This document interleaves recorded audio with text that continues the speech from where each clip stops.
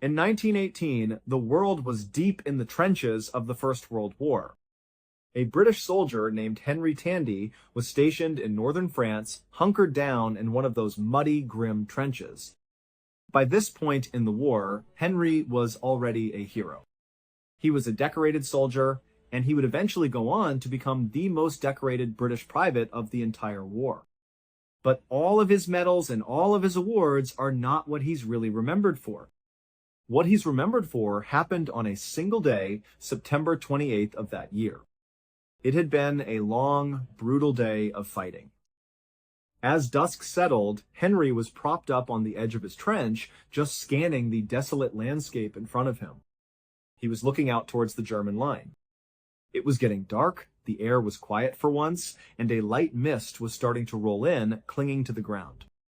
And at some point, through that mist, Henry saw a figure. It was way off in the distance, just a silhouette, and it was walking directly towards him. Instinct took over immediately. Henry raised his rifle to his shoulder, his eye finding the sight. But he didn't pull the trigger. He held his breath. He had to be sure who he was looking at. In the confusion of the battlefield, it could easily be one of their own men, maybe wounded and disoriented, trying to make his way back to the safety of the trench. Firing on a friendly was a soldier's worst nightmare. So Henry just stayed there, perfectly still, his rifle aimed, waiting for the figure to get closer, to emerge from the shifting fog. After a few tense seconds, the shape became clearer. A man walked out of the mist. He was a German soldier. So, it was the enemy. But something was off. The man was badly wounded. He was stumbling, not marching. He wasn't carrying a weapon, and he didn't seem to have any idea that he was walking straight into the sights of an enemy rifle. He just kept plodding forward, lost in his own world of pain and exhaustion.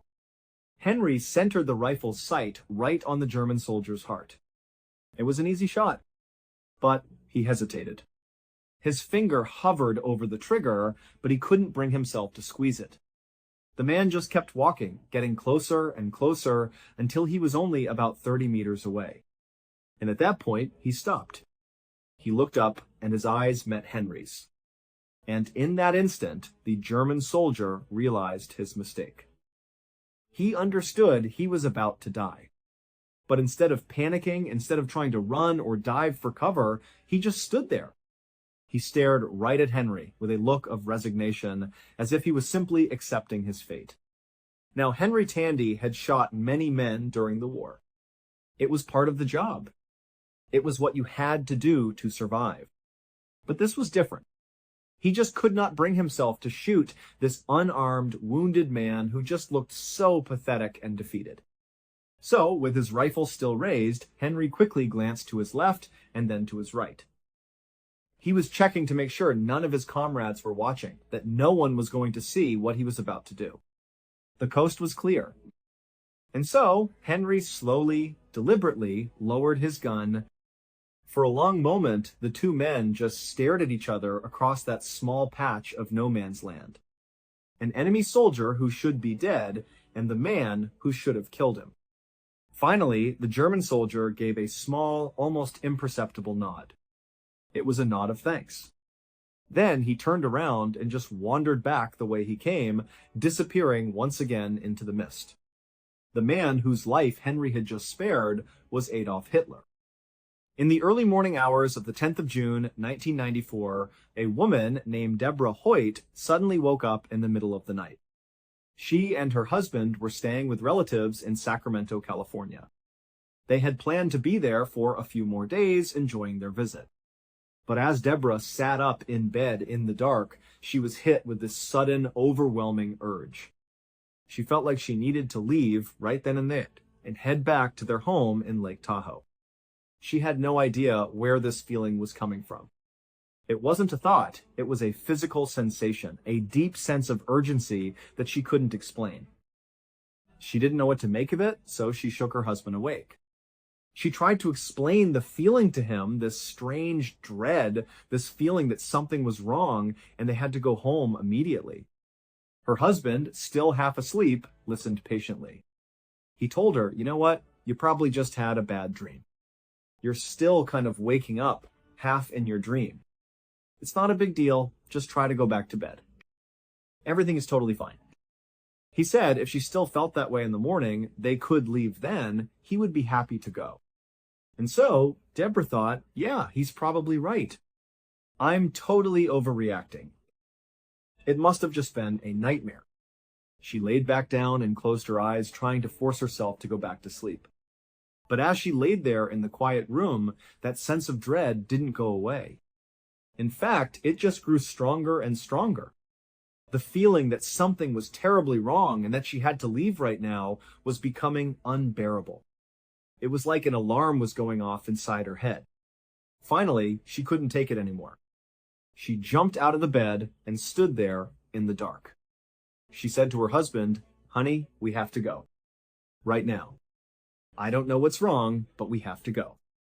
Her husband really did not want to get up and drive in the middle of the night. He tried to reason with her again. He said, "Come on, Deborah, get back in bed. It's not a big deal." But she was adamant. She wasn't asking any more. She was telling him, "Get out of bed. We are leaving right now." Seeing how serious and genuinely distressed she was, her husband begrudgingly gave in. He said, okay, we'll leave right now. So the two of them hastily packed up their things, trying to be as quiet as possible. They went downstairs and left a quick note for their relatives, trying to explain their sudden departure. Then they got in their car, pulled out of the driveway, and drove off into the night. After a little while, the couple reached a very dangerous section of their journey home. It was a stretch of road called Bullion Bend. It was a winding, treacherous road carved into the side of the mountains. There were sharp turns and steep drop-offs. One wrong move, one moment of lost concentration, and you and your car would go flying down the side of a mountain. They were driving through this area for about 15 minutes, the headlights cutting through the darkness when they came around a particularly sharp turn. As soon as they made the turn and could see the stretch of road ahead, Deborah, who was in the passenger seat, saw something. Up ahead, on the right side of the road, several feet off the pavement, there was a shape just lying there on the shoulder. At first, she couldn't make it out. She thought maybe it was a large bag of trash that had fallen off a truck, or maybe a dead animal like a deer. Her first instinct was to just dismiss it, to not think about it. But as her husband drove closer and closer, the car's headlights began to illuminate it more clearly. She squinted, trying to discern what it was, but it was just a strange lump. It wasn't until they were right next to it and she looked out her window that she realized what she was seeing. It was a woman's body. A woman with no clothes on, just lying there on the dirt, completely motionless. Deborah gasped and immediately turned to her husband. She screamed, "Honey, I just saw a dead woman on the side of the road." Her husband, hearing the panic in her voice, was instantly on high alert. He didn't slow down, he just kept driving, his mind racing. He said, "Should we stop? Should we turn around? I mean, maybe she's not dead. Maybe we can help her." But Deborah, at this point, was absolutely terrified. She was shaking. She said, "No. Keep going. Don't go back. I bet it's a trap. Someone probably put her there to lure people in. They're going to attack us if we try to stop and help." In that chaotic, frenzied moment with adrenaline pumping, they had to make a decision. They decided their best and safest course of action was to just keep driving until they could find a payphone and call the police. And as it happened, less than a quarter of a mile down the road, there was a ranger station with a phone outside. They pulled into the parking lot, and Deborah jumped out and called the police, her hands trembling as she dialed. The dispatcher told her to wait inside her car with the doors locked, and that officers would be there in a couple of minutes. They said they would need her to lead them back to where she saw the body. A few minutes later, a police car pulled up. Deborah and her husband explained what they saw. The officers told them to drive back up the road, but to stop about 200 yards short of where they thought the body was. So Deborah and her husband got back in their car and drove back up the winding road they had just come down. They reached the point just before that very sharp turn. Deborah knew that right on the other side of that bend was where the body would be. They pulled over on the side of the road as instructed. The police pulled up alongside them. Deborah told them, "Yep, right around that corner, you're going to find her lying on the ground on the left side." So Deborah and her husband just sat there in their car, watching as the two officers got out and walked up the road. They saw them make the turn and disappear out of sight. A moment later, they could see the beams of the officers' flashlights moving around on the other side of the bend, sweeping across the dark mountainside. They figured, okay, they're looking for the body now. They must have found her. But after several long minutes, the officers walked back down the road toward their car. One of them tapped on Deborah's window. He said, "You know what, guys? We didn't see anything up there. There wasn't a body. There wasn't anything out of the ordinary at all." Deborah was stunned. She insisted, "I'm not lying. I know what I saw. It was a woman's body, right there. I know it was. It's right over there." The officers were calm. They told her that they believed she saw something, but they couldn't do anything because there was simply nothing there now. They suggested she and her husband just head home and try to get some rest. And so, confused and shaken, that's what they did. After Deborah and her husband took off, the two responding officers drove back to their station. Once they were inside, they started talking about the strange call. They were speculating about what Deborah might have seen. Maybe it was a mannequin or a trick of the light. As they were talking, another officer came into the station, a guy by the name of Rich Strasser. He overheard their conversation and was intrigued. He walked over and asked them what had happened. They explained the whole story to him about the woman named Deborah who called in a dead woman's body up on Bullion Bend. As soon as Rich heard the words Bullion Bend, something clicked in his memory. He remembered that just a couple of days ago, the station had received a missing person report. It was for a young woman named Christine Skubish and her young son, Nick. They had gone missing, and the last place they had been seen was up on Bullion Bend. Rich started to wonder if maybe there was a connection. Maybe there really was a body up there, and maybe it was Christine's. So, the next morning, Rich got up early and headed out to Bullion Bend by himself. He drove up the mountain road to the exact spot where Deborah had claimed to have seen the body. He parked his car and got out. As he was scanning the area, his eyes landed on something small on the shoulder of the road. It was a children's shoe. He walked over and picked it up. He looked around for anything else that might be out of the ordinary, but there was nothing. No skid marks on the road, no other debris, no other clothes, nothing to indicate an accident. So Rich walked over to the guardrail that overlooked a very steep, densely wooded embankment. He peered over the edge, looking down the side of the mountain. At first, all he could see was a thick canopy of trees and brush. But as he kept looking, scanning back and forth, he thought he saw a flash of color farther down the mountain. It looked like more clothing, snagged on a branch. So, he made a decision. He climbed over the guardrail and very carefully started to make his way down the steep, unstable slope. After just a few seconds of climbing down, he reached a small clearing in the branches. And from there, he could see down to where the terrain leveled off a bit. And right down there, half hidden by the trees, was a smashed-up red four-door sedan. It was the same type of car that Christine Skubish had been driving when she and her son went missing. Rich scrambled the rest of the way down the mountain, following a trail of debris that led all the way to the wrecked car. He went around to the driver's side and looked inside. And there, in the driver's seat, was Christine Skubish. She was deceased. Then he looked over to the passenger seat. There was her son, Nicky, and he was alive. But just barely. He was severely dehydrated and weak. He had gone 5 days without any food or water. Doctors would later say that when Rich found him, Nicky probably only had about 1, maybe 2 hours left before he would have died as well. Authorities believe that Christine had probably fallen asleep at the wheel and her car had drifted off the road and plunged down that embankment. Initially, Rich and the other officers believed that Deborah must have seen Christine. The theory was that after the accident, Christine must have somehow survived the initial crash, gotten out of her car, and managed to climb all the way back up that steep embankment. Then she would have laid on the road hoping someone would see her and stop to help. And then, when no one stopped, she must have gone back down to her car, where she ultimately died. But according to the coroner's report, that would have been completely impossible.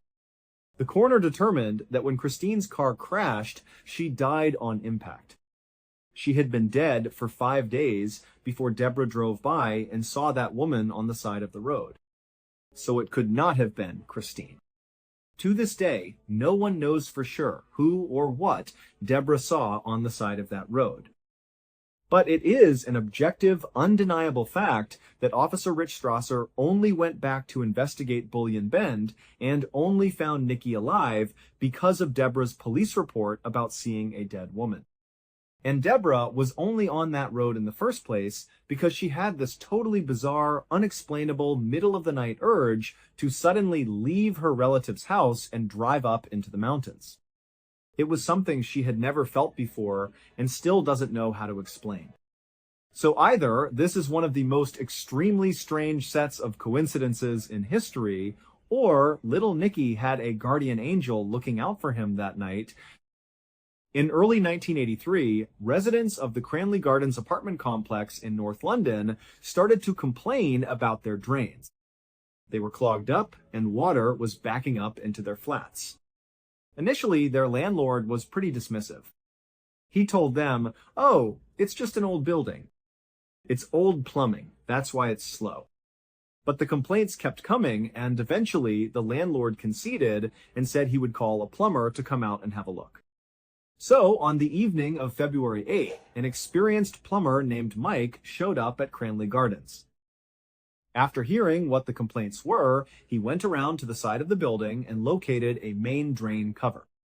He opened it up to have a look inside. Just as he expected, when he shined his flashlight down into the pipe, he saw big wads of hair and napkins and all sorts of other gunk mashed together, clogging up the works. So he reached in with his gloved hands and started pulling the stuff out, tossing it into a bucket next to him. After he had cleared out the majority of the obstruction, he reached his arm all the way into the pipe to feel around just to make sure he got everything, that there wasn't anything else in there that he couldn't see. At some point, as he was reaching deeper, when his arm was almost completely inside this pipe, his hand hit a major blockage. It was solid. He moved his fingers around, trying to feel what it was, but he couldn't tell. It was something that felt fairly soft, kind of fleshy, but there were some hard things inside of it, like little sticks or rods. So he grabbed a handful of this blockage and he pulled his arm back out of the pipe. He opened his hand to see what he was holding. It looked like ground meat, but it wasn't any kind of meat he had ever seen before. And mixed into this fleshy substance were what looked like little bits of bone. Now, Mike had cleared a lot of pipes in his career, and he had never, ever seen meat be the reason for a blockage. The whole situation just seemed really strange to him. He decided, you know what, it's getting late. I'll just come back tomorrow with my supervisor. He can see what this is too. So Mike put the cap back on the drain pipe and walked out from behind the building, heading back towards his truck, which was parked on the road. As he was walking, 2 of the residents from the complex came out. They saw him and asked, "Hey, did you fix the blockage?" What was it? And Mike said, no, he hadn't fixed it yet. And then he just kind of blurted out that there was meat in the pipes. That's what was causing the blockage. And then one of these 2 residents, a man, casually says, "Well, I bet people are just flushing their Kentucky Fried Chicken down the drains. That's what's causing it." Mike just looked at him and was like, "Yeah, maybe." Then he turned around, got in his truck, and drove away. Early the next morning, Mike and his supervisor came back to Cranley Gardens. They went around to the side of the building, they took the cap off the drain, and then Mike reached down inside, expecting to feel that same strange, meaty blockage. But where it should have been, there was nothing. The pipe was clear. Somebody had come and cleared it out overnight. Mike and his supervisor are looking at each other, and Mike is like, there's no way that cleared on its own. Someone had to have come out here and done it. He couldn't understand why someone would do that, but still have them come back out. But the men decide, you know what? Maybe by some slim chance, it did just slip through and clear itself. So they decided to just continue the process and make sure each apartment building's individual pipe was unobstructed. They started checking the pipes one by one, and they found that all of them were clear, except for one. The pipe coming from apartment number 23 was completely blocked up with more of that same meaty substance. Now, Mike and his partner were already very suspicious. The fact that someone had probably snuck out in the middle of the night and cleared the main pipe was a huge red flag. And now they're finding more of this weird fleshy stuff, and it's coming from one specific apartment. The whole situation just felt wrong. So they told the landlord that they were not going to touch it. Somebody else had to come out and deal with this. The landlord, after finding out there was what looked like meat jammed in his pipes, got really freaked out and he called the police. The police showed up, they pulled the meaty substance out of the pipes, and they sent it to a mortuary for analysis. A pathologist looked at it and confirmed their worst fears. This was meat, all right? It was human meat. And in particular, the stuff that was pulled out of the pipe from apartment number 23 was identified as being from a human neck. So the police go back to Cranley Gardens. They go up to apartment number 23 and they knock on the door. When the door opens, they're hit with this overwhelming stench of rotting flesh. It was nauseating. And standing in the doorway of this apartment is a guy in his late 30s or early 40s who introduces himself as Dennis Nilsson. The police say, "Hey, Dennis, can we have a look around your apartment?" And he says, "You know, why? What's this about?" They tell him, "Well, we found human remains in your pipes." And Dennis immediately puts on a show of shock and horror. He says, "Oh my goodness, I can't believe that. That's horrible." But the police are not buying it for a second. One of the officers looks him straight in the eye and says, "You know what, Dennis? Tell us where the rest of the body is." And at this, Dennis's whole demeanor changed. His face suddenly went blank, expressionless. All the emotion just drained away. He just turns around, points into his bedroom, and says in a flat voice, "It's in 2 plastic bags in my closet." Before the police go into his apartment to inspect the bags, they ask him, "Dennis, are there any other bodies in your apartment that we should know about?" Dennis sighs, and he looks up at the ceiling for a moment as if he's counting. And then he says, "Yeah, there's about 15 or 16 here." It's a long story. It goes way back. I'd love to tell it to you, get this off my chest. And I'll do it at the police station. After Dennis was arrested and brought to the station, he told them his entire horrible story. It had all started 5 years earlier in 1978 when Dennis was 33 years old. He was at a pub having some drinks by himself when a teenager came into the bar and tried to buy an alcoholic drink. He was denied service because he was underage. So Dennis saw an opportunity. He pulled the young man aside and said, "Hey, I'd be happy to give you a drink at my apartment. It's just right down the road." The young man, whose name was Steven, was excited about this and said, "Great, let's go." Once they got back to Dennis's apartment, the two of them had lots of drinks. They were having fun, laughing, and at some point they climbed into bed together. The next morning, when Dennis got up, his new friend Steven was still sleeping right next to him. And as Dennis looked at him, he was filled with this sudden, overwhelming sense of dread. Because he knew that as soon as Steven woke up, he would see this as just a one-night stand. He would get dressed, and he would leave. He wouldn't stick around and remain friends with Dennis. And Dennis just could not stand that idea. He wanted Steven to stay. He looked on the ground next to the bed and saw the necktie that Stephen had been wearing. It was just lying there in a heap. He got on the ground, he grabbed the necktie, and he fashioned it into a noose. Then he climbed back on the bed, got on top of Stephen's chest, and he looped the tie around his neck.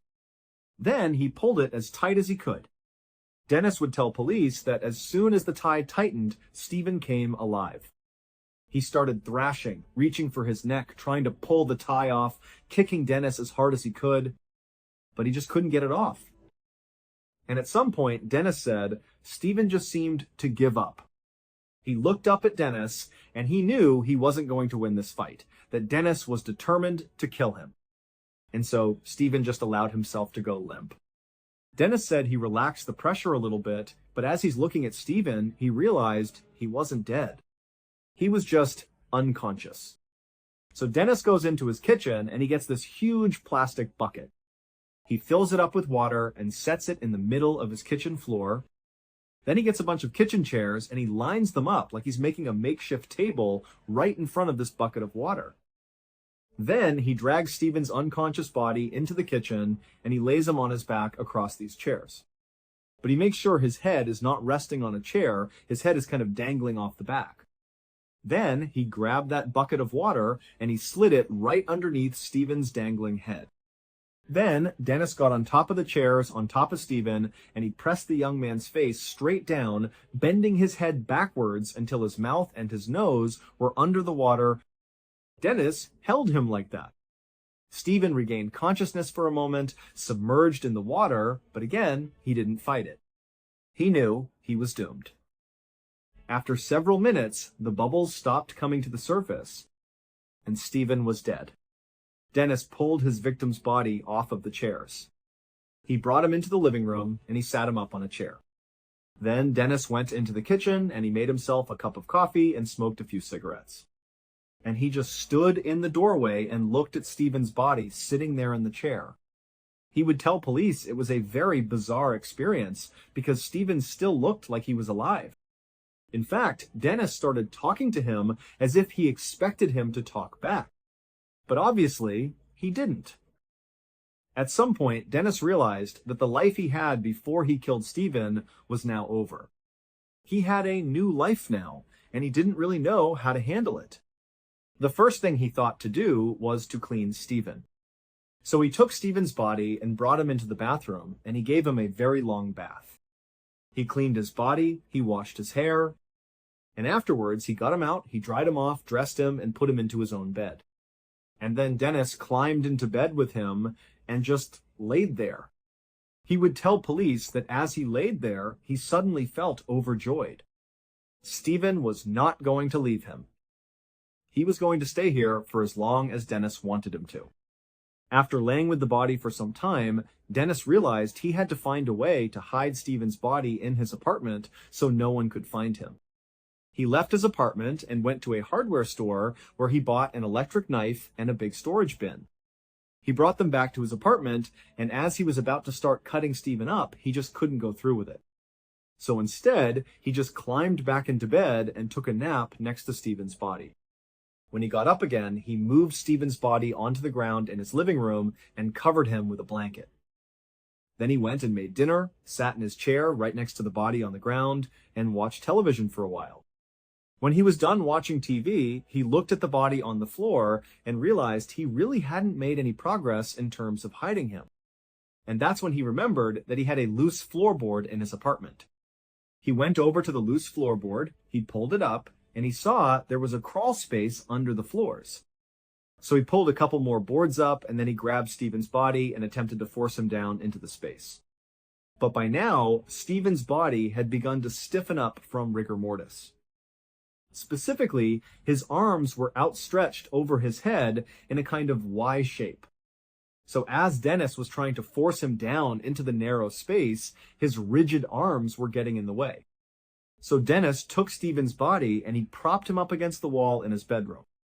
The body was just standing there, rigid against the wall, with its arms stuck up over its head and its eyes still open. And then, after doing that, Dennis just got into his bed and fell asleep. So, all night long, this corpse is essentially staring at Dennis from across the room.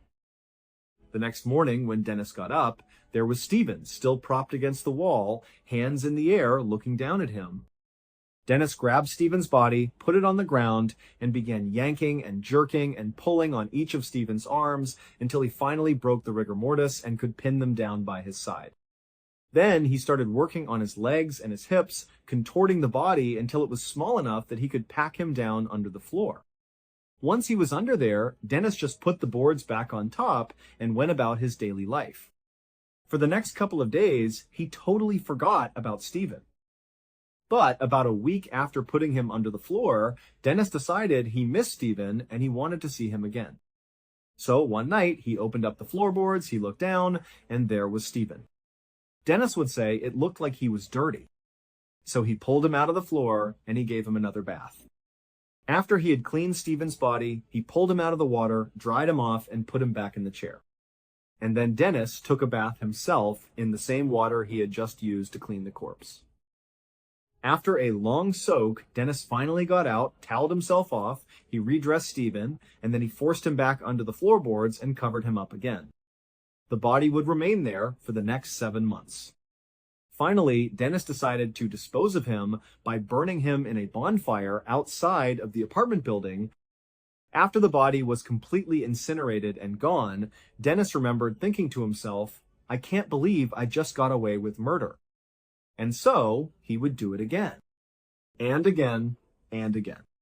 He killed at least 15 young men from North London, all by strangulation, or by drowning, or a combination of the two. And after he killed them, he would keep them stashed in his apartment for months at a time. In his closet, in his cabinets, in his bed, under the floors. His small apartment was filled with these bodies.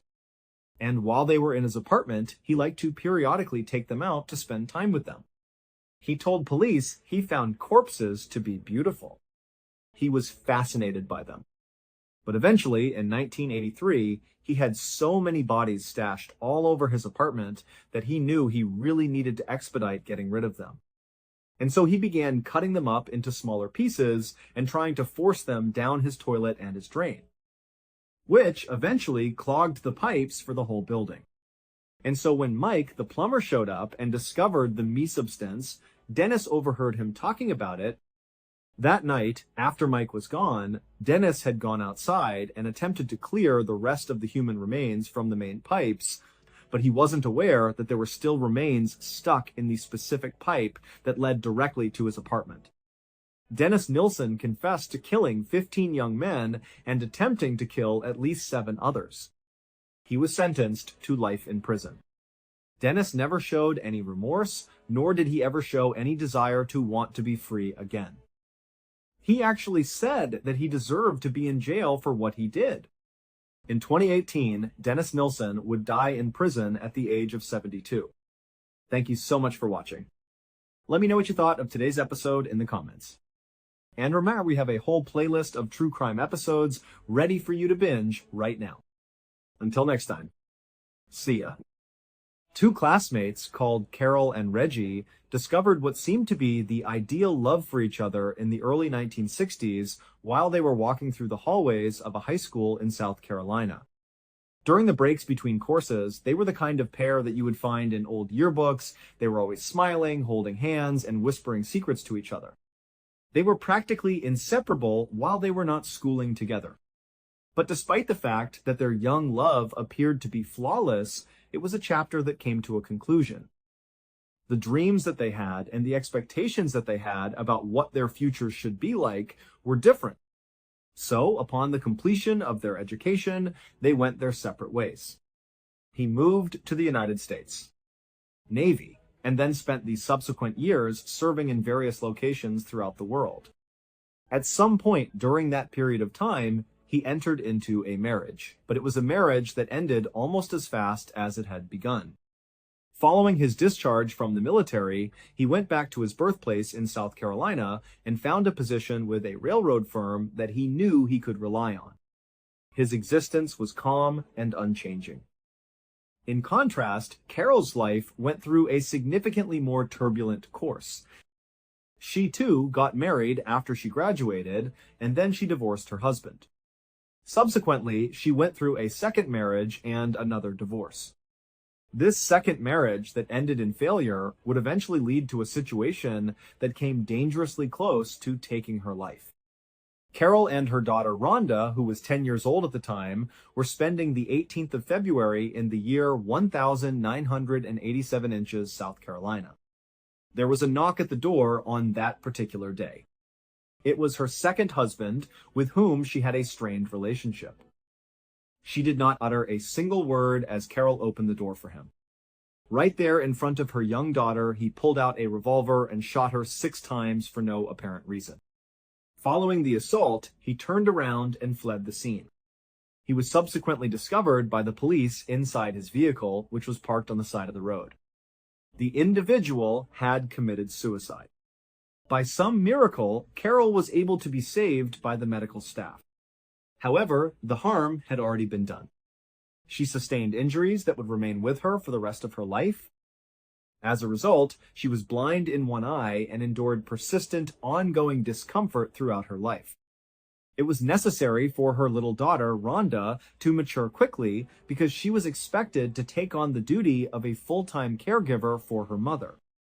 Carol displayed an extraordinary amount of resilience during the subsequent 8 years. Her condition gradually improved, and she was able to restore some of her independence as a result. However, just as she was beginning to feel that things were beginning to return to a more normal state, life struck her yet another heartbreaking blow. The year 1995 marked the beginning of her dreadful illness. A number of blood tests were performed on her after she went to visit a physician. It is impossible to fathom the outcomes. Carol was diagnosed with liver cancer. It was discovered that she had received a blood transfusion within the context of the life-saving operation that was performed after she had been shot. Her blood, which had been the same thing that had saved her life, had been contaminated with hepatitis C. She had contracted the virus without anybody knowing about it, and because it had been left untreated for 8 years, it had subtly ravaged her liver and led to cancer. The day that Rhonda's mother came home with the news is one that she remembers very clearly. She simply sat down in a chair and was quite silent for a considerable amount of time. Then, in a voice that was scarcely audible above a whisper, she mumbled to herself, "I just can't get away from this man. He's killing me all over again." This was a terrible and unfair turn of events. Nevertheless, Carol was a warrior in spite of everything that had happened. She made up her mind that she would not allow her injuries or her condition to define who she was. She started seeking for a job, namely one that would allow her to work inside the confines of her physical restrictions. Also, she discovered one. A local television cable business offered her a position as a customer care representative while she worked part-time for the company. It was a job that she took great pride in. For the first time in a very long time, she felt as like her life was finally, truly going back on track. It was the first time she had worked since the attack, and it was the first time she had worked since the attack. A number of years went by. After that, in the year 2000, Carol was working at her desk at the cable business when she received a call on her phone. In the same manner that she answered every other call that came in, she responded to this one with the same kind of professional greeting that she always used. On the other hand, the voice that she heard on the other end was one that she immediately recognized, a voice that she hadn't heard in an entire decade. In a formal introduction, he presented himself as Reggie Sumner. Carol took a momentary pause, her heart most likely jumping a beat. Carol's voice was full of amazement and excitement as she responded, "I'm your ex-girlfriend. We dated in high school." She asked him, "Are you the Reggie Sumner from 1962 at Garrett High School in South Carolina?" And he stated, "Yeah, that's me." Carol's voice was full of both of these emotions. This was a once-in-a-lifetime opportunity that could not have been missed. This phone call, which began as a straightforward inquiry to the customer support department, transpired into a conversation that lasted for an hour. The topics that they discussed were broad, their children, the relationships they had been in the past, and the activities they were currently engaged in. There were almost 40 years of existence that they needed to make up for. Just as they hung up, they learned that they were still in close proximity to one another. They had been separated for such a long time that it was only natural for them to make preparations to get together and finally meet each other in person. Afterwards, Rhonda would explain that when her mother returned home that evening, she felt as though she had been a 16-year-old girl all over again. She couldn't stop gushing about how wonderful Reggie sounded, how handsome he still was, and how extremely pleased she was for their forthcoming date. She was giddy with excitement. It was a couple of days later when the date finally arrived. Rhonda was aware of the situation the moment Carol arrived at her house. She had fallen head over herself in love with Reggie once more. Her mother had fallen in love with him. The feeling was shared by both parties. More than half a year after that fortuitous phone contact, Carol and Reggie tied the knot and became husband and wife. After a long separation, they started a new life together as Mr. and Mrs. Sumner. They made a significant choice no more than a year after they had tied the knot. In order to officially retire and enjoy their golden years together, they made the decision to sell their property in South Carolina and relocate to Jacksonville, Florida. The fact that Rhonda's mother relocated was a challenging experience for her. The link between her and her mother was extremely deep because she had been her mother's caregiver for such a long period of time. While all was going on, she couldn't contain her happiness for her. Despite everything that Carol had been through, it appeared as though she had at long last discovered the source of her true happiness, the one true love of her life. Over the course of the subsequent few years, Rhonda and her mother maintained a steady presence in their relationship by talking on the phone nearly every single day. Despite the distance between them, their connection remained as strong as it had always been. When July of 2005 rolled around, however, the daily calls came to an end. After a while, Rhonda's mother stopped picking up her phone. At first, Rhonda made an effort to not be concerned. Perhaps they were absent, or perhaps they were preoccupied with something else. Following the passage of a complete 24 hours, during which neither her mother nor Reggie had communicated with her, she began to feel a growing sense of unease in her stomach. Despite the fact that Reggie was able to provide care for Carol, she was aware that he was not in the finest physical condition himself. In addition to having diabetes that was incapacitating, he had recently fractured his leg, which meant that he was confined to a wheelchair for the most part. Theirs was not the kind of couple that could just up and go on a trip without any prior planning required. In the event that they were going to be absent from the house for a considerable amount of time, they would have recognized the need for assistance and would have contacted Rhonda. Consequently, throughout the course of the subsequent couple of days, Rhonda didn't stop calling their residence. Reggie, she called him. She decided to call her mother. None of the calls were answered, however. At last, after about 72 hours of total silence, she reached a point where she could no longer stand it. After making the decision, she got into her car and drove to Jacksonville, which was a 4-hour drive, in order to personally check on them. The first thing that grabbed her attention when she arrived at their residence was the fact that the automobile that belonged to her mother and Reggie was not parked in the driveway where it was meant to be. That seemed strange to me. As she approached the front door, she noticed that the lights were on inside the house from the outside. She began by knocking, and then she knocked even louder, yelling out for her mother. There was no response to this. The feeling of fear started to take hold of me. As Rhonda turned the doorknob, she was taken aback to see that it was already unlocked. She opened the door by pushing it open and then stepped inside, raising her voice once more to summon her mother and Reggie. The home was devoid of sound. After that, she witnessed him. While they were still inside the house, their cherished puppy, Mikey, a small dog that they took with them everywhere they went, was still there. Her mind was racing. Without Mikey, if they had gone anywhere, where would they have gone? She proceeded to make her way towards the kitchen as she continued to stroll through the peaceful house. The sight of the scene caused the hairs on her arms to rise up as she arrived there. 2 dishes of food were placed on the table in the kitchen.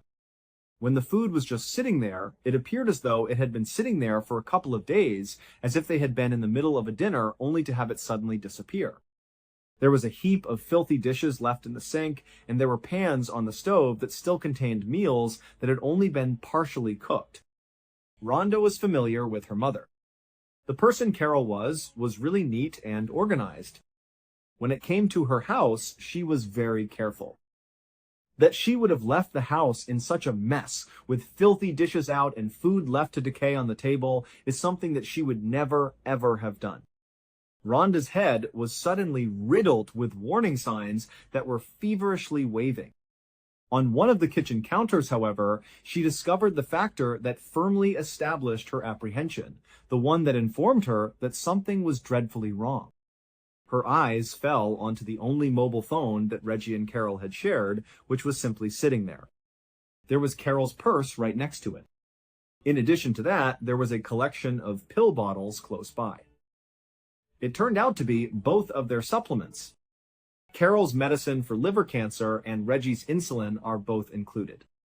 These were not vitamins that could be skipped. These were medications that could save their lives, and they had to take them each and every day. Without these things, there was no way that they would have left the house or fled the community. There was no way. Rhonda realized at that same instant that this was not a vacation. This was a critical situation. The Jacksonville Police Department received an immediate contact from her, and she quickly filed a report of a missing individual. The incident of the elderly couple who had gone missing quickly became a topic of discussion in the media. There were photographs of Carol and Reggie being shown on local and national networks, and they were begging the public for any information they could provide. But as the days passed, nobody stepped forward to report the incident. One of the only serious leads that the police could pursue was the missing automobile belonging to the Sumners. They disseminated the description of the vehicle throughout the state, and almost immediately they received a report of it. The automobile had been located. The abandoned vehicle was found in a small village in Florida, approximately 1 hour west of Jacksonville. Located off of a lonely dirt road, it had been parked in a fairly quiet place that was partially covered in trees. In spite of the fact that there was nothing contained within it, the detectives saw that the battery had been removed. The fact that this occurred prompted a few of the police to entertain the possibility that the Sumners had, in fact, just driven out from their residence for some reason and had merely gotten into some kind of car difficulty. In spite of the fact that it was a straightforward theory, it was one that would be totally disproved in under 5 hours' time. At that time, the Jacksonville police station was the recipient of a phone call that was really peculiar. It was asserted by the individual on the other end of the telephone that he was one Reggie Sumner. He stated that he had seen the news reports reporting that he and his wife had gone missing, and he wanted to make sure that everything was okay. He explained that everything was a giant misunderstanding, and that they had just gone away for a little while, but that they were fine and would be returning in a short while. When the police heard this call, they instantly became skeptical of the situation. In the first place, the man's voice was completely off. In spite of the fact that he was 61 years old, Reggie sounded like a young man. Simply put, the voice did not fit the bill. His tone, the nonchalant manner in which he discussed the entire scenario as if it were no great deal, was another thing that did not make sense. An officer who was on the line made the decision to put him through a test. When he asked the man, "Are you with your wife Carol?" the man who was on the phone said, "Yep, I'm with her. Here she is." After that, a lady picked up the phone and answered the question. She claimed to be Carol Sumner, but her voice was also much too youthful for her to be that person. Instead of sounding like a woman who was 61 years old, she sounded like she might be 18 or 19 years old. All she did was restate what the initial caller had stated, which was that everything was okay, that they had only been gone for a few days, and that there was no reason to be concerned about anything. she informed the authorities that they could cease their search for them. Subsequent to the conclusion of the call, the investigators were convinced. It is impossible for Carol and Reggie Sumner to be in this situation. In spite of this, they decided to call Rhonda in and have her listen to a recording of the conversation in order to reassure themselves completely. As soon as she became aware of the voices, she began to act without delay. She glanced at the officers and stated, "That's not my mom. And that's not Reggie." At this point, the police were operating under a new assumption that was quite unsettling. There is a high probability that the two young individuals who had called in purporting to be the Sumners were engaged in the disappearance of the young people. The investigation into the phone call was initiated without delay by the authorities in order to ascertain who the caller was and where the call originated from. During the time that they were waiting for those outcomes, they made the decision to look into another perspective. An investigation into the Sumners' financial records was carried out. Almost immediately, they came to the realization that their bank card had been used at an automated teller machine, ATM, in South Carolina, and that it had been used once they had been reported missing. The break was a significant one. They got in touch with the bank and asked for the footage from the security camera that was installed at the specific ATM at the time of the withdrawal. It was confirmed that their assumptions were correct when they obtained the footage and watched it. Neither Carol nor Reggie Sumner were the ones who took out the money. Some unknown young man, most likely in his early 20s, was the person in question. In the immediate aftermath of this finding, the results of the phone trace were returned. It did not lead anywhere. Under a fictitious name and at a fictitious address, the phone number was registered online. However, the trace was not a complete lost item. With its assistance, the authorities were able to obtain the full call logs from the phone. As they went through the records, they discovered that the person who had been using this mobile phone had recently made a call to a car rental firm that was located in South Carolina. As time went on, the parts began to come together. A call was placed to the rental firm, and the manager was contacted by the police. They were able to verify that a person who had called and rented a car using that mobile phone number had in fact completed the transaction. It was also found that the description of the hired car was identical to the description of the car that the unidentified man was driving on the security film of the ATM. Their getaway vehicle had been located by the cops. The car, however, had not been rented to a male customer. A woman had rented it out until that point. It was Tiffany Cole who was her name. Following then, the rental firm provided the authorities with yet another vital piece of information. Those satellite tracking systems were installed in each and every one of their vehicles. By utilizing this information, the law enforcement officials were able to monitor Tiffany's rental car in real time. Back in South Carolina, they followed the signal until they arrived at a motel. According to the detectives, their first idea, or at least their hope, was that it was possible that the Sumners were being held against their will in that hotel room. A group of law enforcement officers was assembled with a sense of urgency. 6 days after Carol and Reggie were officially reported missing, on the morning of July 14th, law enforcement officers arrived at the motel where they were staying. They proceeded to the front desk where they discovered the room in which Tiffany was registered, obtained a key, and then went up to the hotel. The door was opened when they made their presence known to the people within. There was no sign of the Sumners inside. The cops, on the other hand, discovered 3 young adults simply sitting there.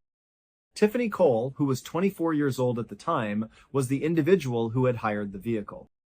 She was accompanied by her lover, Michael James Jackson, who was 23 years old. Alongside them was his friend, Alan Wade, who was 19 years old at the time. The space was a complete mess, with dozens of shopping bags stuffed with items that had been acquired in the most recent time period. In addition to perfume, there were also brand new computers, video games, and pricey clothing. And in addition to all of the new things, the police discovered 2 very specific items: the key to the vehicle that Carol and Reggie Sumner owned, as well as Reggie Sumner's precious coin collection. These three individuals were hauled back to the station by the law enforcement officers, where they were placed in separate questioning rooms. Everyone who was engaged could not deny the fact that these three individuals were involved in the disappearance of the Sumners in some way. The key to their vehicle, their property, and the money that they possessed were all in their possession. Not only was it no longer the question for the police to establish a connection between them and the crime, but it was also the matter of how to convince them to reveal the location of Carol and Reggie. All three of them were first uncooperative with one another. On the other hand, they either refused to talk or denied having any knowledge. Tiffany began to show signs of weakness as a result of the protracted and intensive questioning.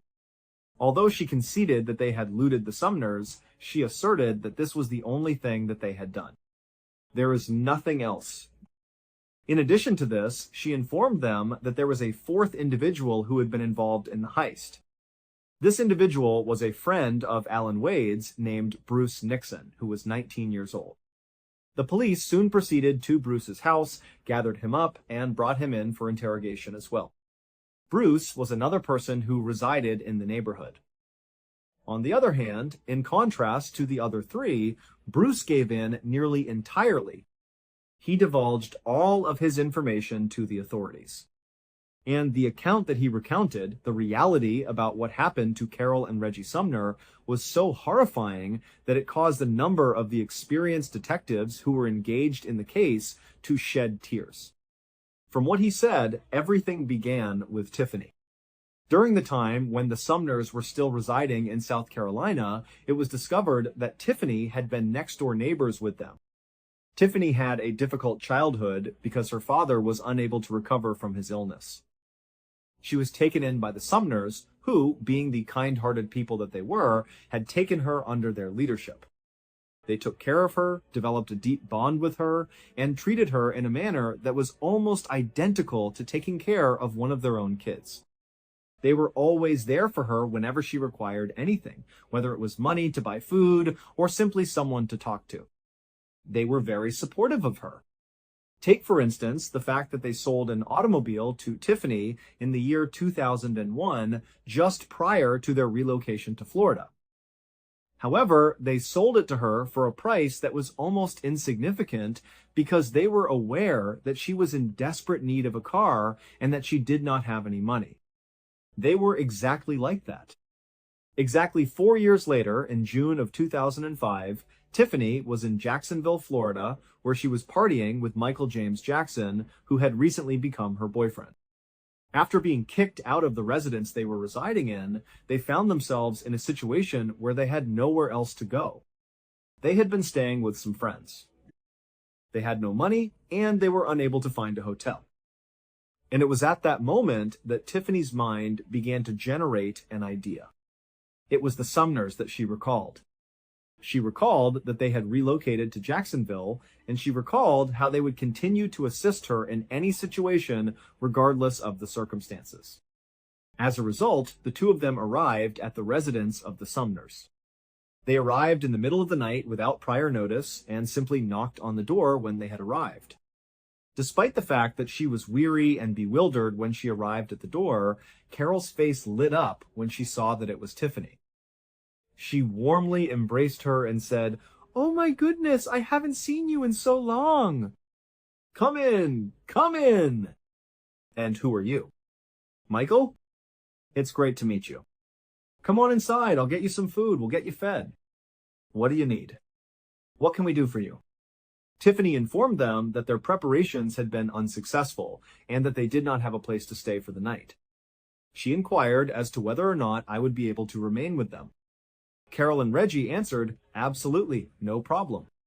You guys are our guests. You're welcome to stay as long as you want." That evening, Carol prepared a substantial lunch for them, and they all sat around the table talking. There was no hesitation in their language. During the course of their conversation, Carol and Reggie began discussing the possibility of selling their property in South Carolina, which they had previously owned. The fact that they had made a profit of $99,000 from the sale was something that they mentioned with a sense of pleasure and relief. Because of this, they were overjoyed because it meant that they would finally be able to retire in comfort and without any concerns regarding their finances. Tiffany and Michael exchanged a few fleeting glances with each other across the table as soon as those words left their mouths when they were sitting at the table. At that very instant, the germ of a dreadful notion was planted in the seed. They were well aware that they needed to return and rob them. Carol and Reggie were both up and about early the following morning. They brewed coffee and prepared a substantial breakfast in the expectation that Tiffany and Michael would remain for the duration of the day and spend additional time with them. Tiffany and Michael, on the other hand, were in a high rush to depart. They expressed their gratitude, informed them that they needed to get on the road, and then they went. Almost immediately after they got back into their vehicle, they began making plans. They started talking about how they were going to return, how they were going to rob the old couple who had just taken them in, and how they were going to get their hands on that $99,000. They were going to do all of these things. After a month had passed, on the evening of July 8th, they successfully put their plan into action. Following the completion of all of their preparations, Bruce Nixon and Alan Wade arrived at the residence of the Sumners and knocked on the door. It was Carol who was there when the door opened. Both of the young men who were standing on her doorstep were individuals that she did not recognize. However, because she was the lovely and kind person that she was, she simply smiled and asked, "Hey boys, what can I do for you? How can I help you?" This was precisely what Tiffany had advised them to anticipate. She had been telling them that this pair would be very simple to take advantage of.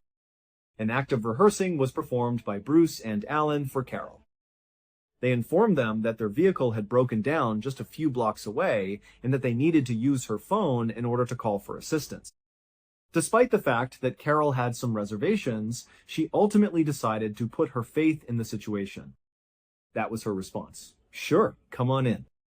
Consequently, Bruce and Alan entered the house, and the entrance door closed behind them just as they entered. As soon as it was closed, one of them took out a fake gun and removed it from its cover. Although it was a replica, it appeared to be a terrifyingly real thing. At the same time that the other man was beginning to bind Carol with cord and duct tape, he displayed it to her. Carol began to scream, making as much noise as she could despite her discomfort. Reggie, who was outside in the garage and unable to see what was going on, was able to hear her cries in the distance. He rushed into the home to find out what was wrong, and as he entered, he ran right into the two men. They launched an assault on him right away. Because of his fractured leg and his fragile health, Reggie did not have a chance of winning.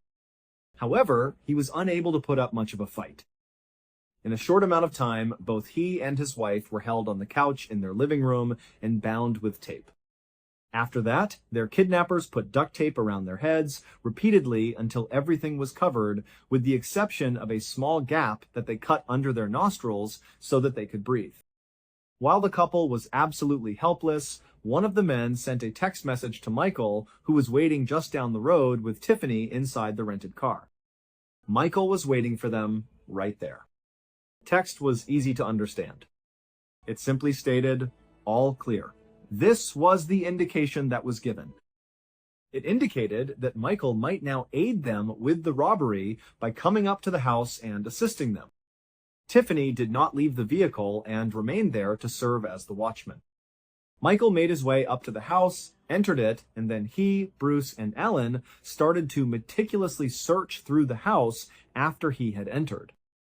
During the time that these three men were moving from room to room and removing all of their things, Carol and Reggie were undoubtedly thinking that despite how terrible this situation was, they would make it through.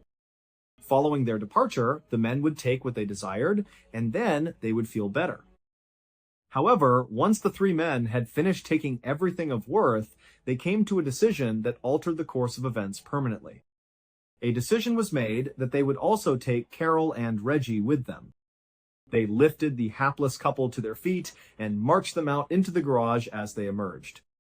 After that, they compelled them to enter the trunk of their own vehicle. At this moment, Bruce departed from the residence of the Sumners, strolled down the road, and then re-entered the rental car with Tiffany. Michael and Alan entered the vehicle that belonged to the Sumners, and Carol and Reggie were secured inside the trunk. First, the two vehicles came together on the road, and then they started driving. Over the course of approximately 40 minutes, they traveled in a northwesterly direction, crossing the border into Georgia. They made a turn onto a road that was accessible only by a remote access and continued driving down it until they reached a very distant part of the forest. It was not just a random location that they happened to find themselves in. This was a previous location that was chosen. When it was time to prepare it, Tiffany and the others had already been out to this very location 2 days before. Digging a grave was the action that they had taken in order to get it ready. The Sumners have a grave to mourn. Immediately adjacent to the newly excavated pit, Michael and Alan, who were driving the Sumners' automobile, arrived at the scene. Immediately behind them, in the rental car, Tiffany and Bruce reached their destination. After they had all come to a stop, they exited the vehicle and made their way to the rear of the Sumners' vehicle. They opened the trunk ajar with a pop.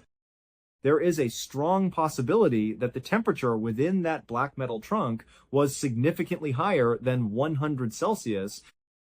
The moisture had caused the duct tape restraints that Carol and Reggie were wearing to become loose and slip off their wrists and faces.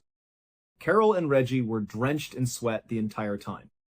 The perpetrators of the crime discovered them sobbing and praying while holding on to each other when the trunk was opened.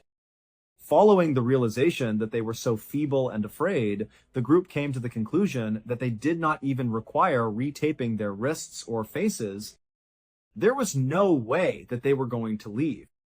They grabbed the two old individuals and yanked them out of the trunk, dropping them on the ground. They then walked away. It was most likely at this time when Carol and Reggie spotted the face of Tiffany among the 4 people who were holding them captive. I can only try to fathom the level of utter anguish that they must have experienced at that very moment. In the most heinous way that could possibly be imagined, this girl, the girl that they had taken in and thought of as a daughter, was betraying them. But there was no time to think about the betrayal that had occurred. Reggie was thrown to the side by Michael as soon as they were on the ground. Michael grabbed him and threw him around. The others grabbed Carol after he yelled at him, "Sit down and don't move. I'm going to kill you and your wife." After that, he continued to kill them. She was dragged away from her husband and brought to the edge of the open grave where she was laid to rest. They ripped the jewelry off of her body rather than putting it on. They pushed her into the hole after they had removed every single valuable item from the location. After that, they made their way back to Reggie, dragged him to the grave, and threw him and his wife into the grave simultaneously. Both of them rearranged themselves as soon as they were in the same grave together. Both of them were seated upright, with one of them in front of the other. Although she was behind Reggie, Carol threw her legs and arms around him, clinging to him for dear life. She was attempting to save her life. With tears in her eyes, she buried her face in his back and began to cry. It would appear that the initial plan was to simply utilize fear to coerce them into divulging all of their banking information. This was successful. During the time that Carol was crying into Reggie's back, Reggie began to beg the group for its assistance. Michael stepped forward and demanded they provide all of their ATM bank card numbers as well as their personal identification numbers, PINs. He pleaded with them, "Let me give you everything I have. Whatever you need, it's yours." And Reggie, who was adamant about preserving his own and Carol's lives, provided him with every piece of information that he could possibly provide. At this point, the group had effectively stolen everything of value that belonged to this unfortunate couple. Now that they had their possessions, they also had their financial information in their possession. Everything that they could possibly obtain from them was in their possession. Nevertheless, for some reason, that was not sufficient. The Sumners were the target of their decision to eliminate them. and they came to the conclusion that they had to carry it out in the most dreadful manner imaginable. Those individuals were going to be buried alive. Over the course of what must have seemed like an eternity, the group gradually, shovelful by shovelful, started to fill in the hole. Despite the fact that they were still at the bottom, Carol and Reggie were sitting together and pleading for their lives. Nevertheless, the group did not care. All they did was continue to shovel. The earth, which was dense and darkness, piled up around them. In a short amount of time, the muck and dirt had reached up to their necks. The enormous weight of it was pressing down on their chests, making it increasingly difficult for them to breathe. As Carol and Reggie became increasingly aware that they were being gradually crushed, their cries for assistance became more urgent, but they also became more distant from one another. Due to the fact that their breathing was so labored and it was really difficult for them to take a full breath, they were compelled to conserve their air. Due to the fact that the dirt was getting closer and closer to their mouths, they eventually had to tilt their heads upwards and make a concerted effort to take one last deep breath of breathe. On the other hand, once they did that, the murderers started hurling dirt directly onto their faces. They felt themselves choking and gagging as they breathed in the soil. Because of this, it became extremely difficult to take a breath. They were on their deathbed. After that, all of a sudden, an additional layer of dirt was thrown on top of them, and they vanished completely beneath the soil. In spite of this, the sounds continued. Despite the fact that more and more dirt was being piled on top of them, their whimpers and mumbled cries could still be heard. They were finally successful in filling in the hole. The backs of their shovels were used to begin compacting the dirt as they began their work. Furthermore, even at that time, they were still able to pick up on the faint sounds of the couple passing away beneath the ground. There was a slow, deliberate, and dreadful death that occurred. After they had finished their work, the murderers fled the location. They left the car belonging to the Sumners in the woods of Florida, where it was finally discovered after driving it back to Florida. After that, everyone poured into the rented car together. After driving straight to an automated teller machine, ATM, they took some of the Sumners' money out of the machine and then immediately went on a spending spree. There exists an image of Tiffany Cole that was taken just a few hours after she took part in this heinous deed.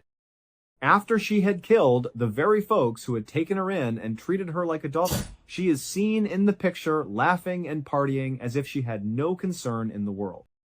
The autopsy performed by the medical examiner revealed the whole tragedy of the Sumners' final moments, which was performed after the bodies of the Sumners were ultimately retrieved. Reggie and Carol both had dirt jammed into their nostrils, mouths, throats, stomachs, and deep within their lungs. They also had dirt packed into their abdominal cavities. Asphyxiation seems to be the true cause of death for them. However, they had been buried alive. Bruce Nixon was spared the death penalty in exchange for providing investigators with the complete truth and for directing them to the gravesite where Carol and Reggie were laid to rest. He received a sentence of life in prison. All three of the defendants, Michael Jackson, Alan Wade, and Tiffany Cole, were found guilty, and each of them was given a sentence of death. You are very much appreciated for watching. If you saw today's program, please share your thoughts with me in the comments section. You should also keep in mind that we have a whole playlist of episodes of True Crime ready for you to watch in one sitting right now. Up until the next time. What's up? The story that we are going to tell today is about a Hollywood actor whose life took a dark and violent turn, and it ended in a way that practically no one could have expected. A great number of individuals have not been exposed to this tale, but once it has been told to you, it is one that you will never be able to forget. Beginning with a young boy who had a dream of being on TV, everything begins with him. Johnny Lewis was only 7 years old when he was cast in his very first acting role throughout his childhood. In all honesty, it wasn't a major motion picture or a well-known television show, rather it was a little part in a video about escalator safety. To a child, however, it was a beginning, and it was the beginning of a career that would last a lifetime. Johnny began his career making appearances in dozens of commercials for major businesses, such as Pizza Hut, after he was cast in that little role. In a short amount of time, many working in the sector were able to recognize that this young man possessed actual talent. He was not merely another attractive face, he had the ability to seriously act. Soon after, he began making guest appearances on some of the most popular television shows running during the latter part of the 1990s and the early 2000s. These shows included Seventh Heaven, Malcolm in the Middle, and Drake and Josh. Johnny had reached the age of 18 by the year 2001. Having been employed in a consistent manner for a number of years, he had finally amassed sufficient funds to leave his parents' residence in the North Los Angeles neighborhood. When he moved in with a number of other young actors and actresses who were all striving to make their mark in the entertainment industry, he discovered a place that was located right in the middle of Hollywood. It was a thrilling period that was brimming with opportunities. The trajectory of Johnny's career continued to advance. Fast forward to the year 2006. Now that he is 23 years old, Johnny is simply soaring to new heights. He had secured more big jobs on television, including a recurring role on the immensely popular show The O.C. His face was becoming more and more known to millions of people. His personal life was also making headlines, in addition to the success he had achieved in his professional life. The megapop singer Katy Perry was his girlfriend at the time. The intensity of their relationship was stated to be extremely high, despite the fact that it did not persist for a very long time. It was so intense, in fact, that Katy would go on to write 2 songs that were inspired by their time together, according to reports. However, Johnny's true breakthrough into the public eye, the role that would come to define his career, did not come until 2008, 2 years later. Sons of Anarchy is a brand new biker drama, and he was chosen to play the role of Kip Halfsack Epps in the show. Both in terms of critical acclaim and financial success, the show was a giant. Not only did it make Johnny famous, but it also made him extraordinarily wealthy. He was a darling among the audience, and it appeared as though his future was sealed. And he had succeeded. However, there could be an issue. Johnny was finding himself increasingly anxious about the path that the show was headed, despite the fact that the entire globe adored the show. He had the impression that it was growing unusually violent. Let's face it, Johnny was not the fierce biker character that he portrayed on television. When he was in his real life, he was a quiet and thoughtful individual. When he was not studying philosophy, he enjoyed reading poetry. He did not appreciate going out to parties, but rather drank tea and played chess. He preferred staying up late. In his opinion, the concept of acting out scenes of violence that he considered to be unnecessary was not something that he felt comfortable with. He was not the same person as a result of that. Therefore, after 2 really successful seasons on the show, during which his character had become one of the most popular, he did something that was almost unheard of in the entertainment industry during that time. The writers of the show were informed by him that they needed to remove me from the screenplay. He went to them and told them, "This is something that I am no longer able to perform." The authors were utterly taken aback by the news. They pleaded with him to remain, telling him how well-liked he was and what the potential implications of this post could be for his future. However, Johnny had already made up his mind. As a result, his character, Halfsack, was sadly killed off on the show in 2009, bringing an end to his stint on production. Johnny came to the conclusion that he required a break from acting on a serious level when he left Sons of Anarchy. He desired to direct his efforts towards something that was more intimate, something creative, that was wholly and fully his own unique creation. He had the desire to compose a novel. It was originally planned that the novel would be about a young musical prodigy who was attempting to find his place in the world. In order to accomplish this, He was aware that he required a serene and calm location where he could concentrate without being distracted by the activities that were taking place in Hollywood. In order to find out if anyone knew of a location similar to that, he began doing some asking around and chatting to his pals. The writer's villa was a location that was mentioned at the time by his photographer. This stunning, expansive home with 6 bedrooms was available for rent and was situated just outside of Hollywood. It was known as the writer's villa. It had developed a reputation over the years as a type of haven for aspiring artists, performers, and authors who were still attempting to find their big break. This reputation had been earned over the course of many years. Kathy Davis, who was 81 years old at the time, was the proprietor, and she was the primary reason for this reputation. Kathy was a very nice and kind-hearted woman who had a deep understanding of how challenging and isolating it could be to pursue one's dreams in the Hollywood industry. She was responsible for the well-being of those who remained in her home. She would prepare meals for them, provide transportation for them if they required it, and she would frequently stay up late, simply listening to their expressions of anger and providing a shoulder to weep on when they were not given a part that they desired. A significant number of her previous tenants who went on to achieve enormous success in the entertainment industry would later claim that the time they spent with Kathy at the villa was, at the very least, partially responsible for their achievement. When they thought back on it, they recalled it as a moment that was therapeutic and relaxing, a quiet in the storm that was the industry. In spite of the fact that Johnny had already achieved his major success, he was enamored with the concept of residing in such a tranquil location, a location that appeared to be geared toward eccentric and artistic individuals just like him. As a result, Johnny called Kathy in April of 2009 and inquired as to whether or not she had a room available. Obviously, she stated that it was a given. There is a crimson suite on the 2nd floor that you are welcome to stay in. Following his move into the writer's villa, Johnny shared with his pals that it exceeded his expectations in terms of its level of awe and wonder. Furthermore, Kathy, in particular, lived up to the expectations that had been set by everyone. The elderly landlady and he became fast friends almost immediately after meeting each other. For a period of time, it appeared that everything was going according to Johnny's plan. His life was heading in the direction that he truly desired it to go. His life then took an unexpected turn just a few months later, but that was not the case.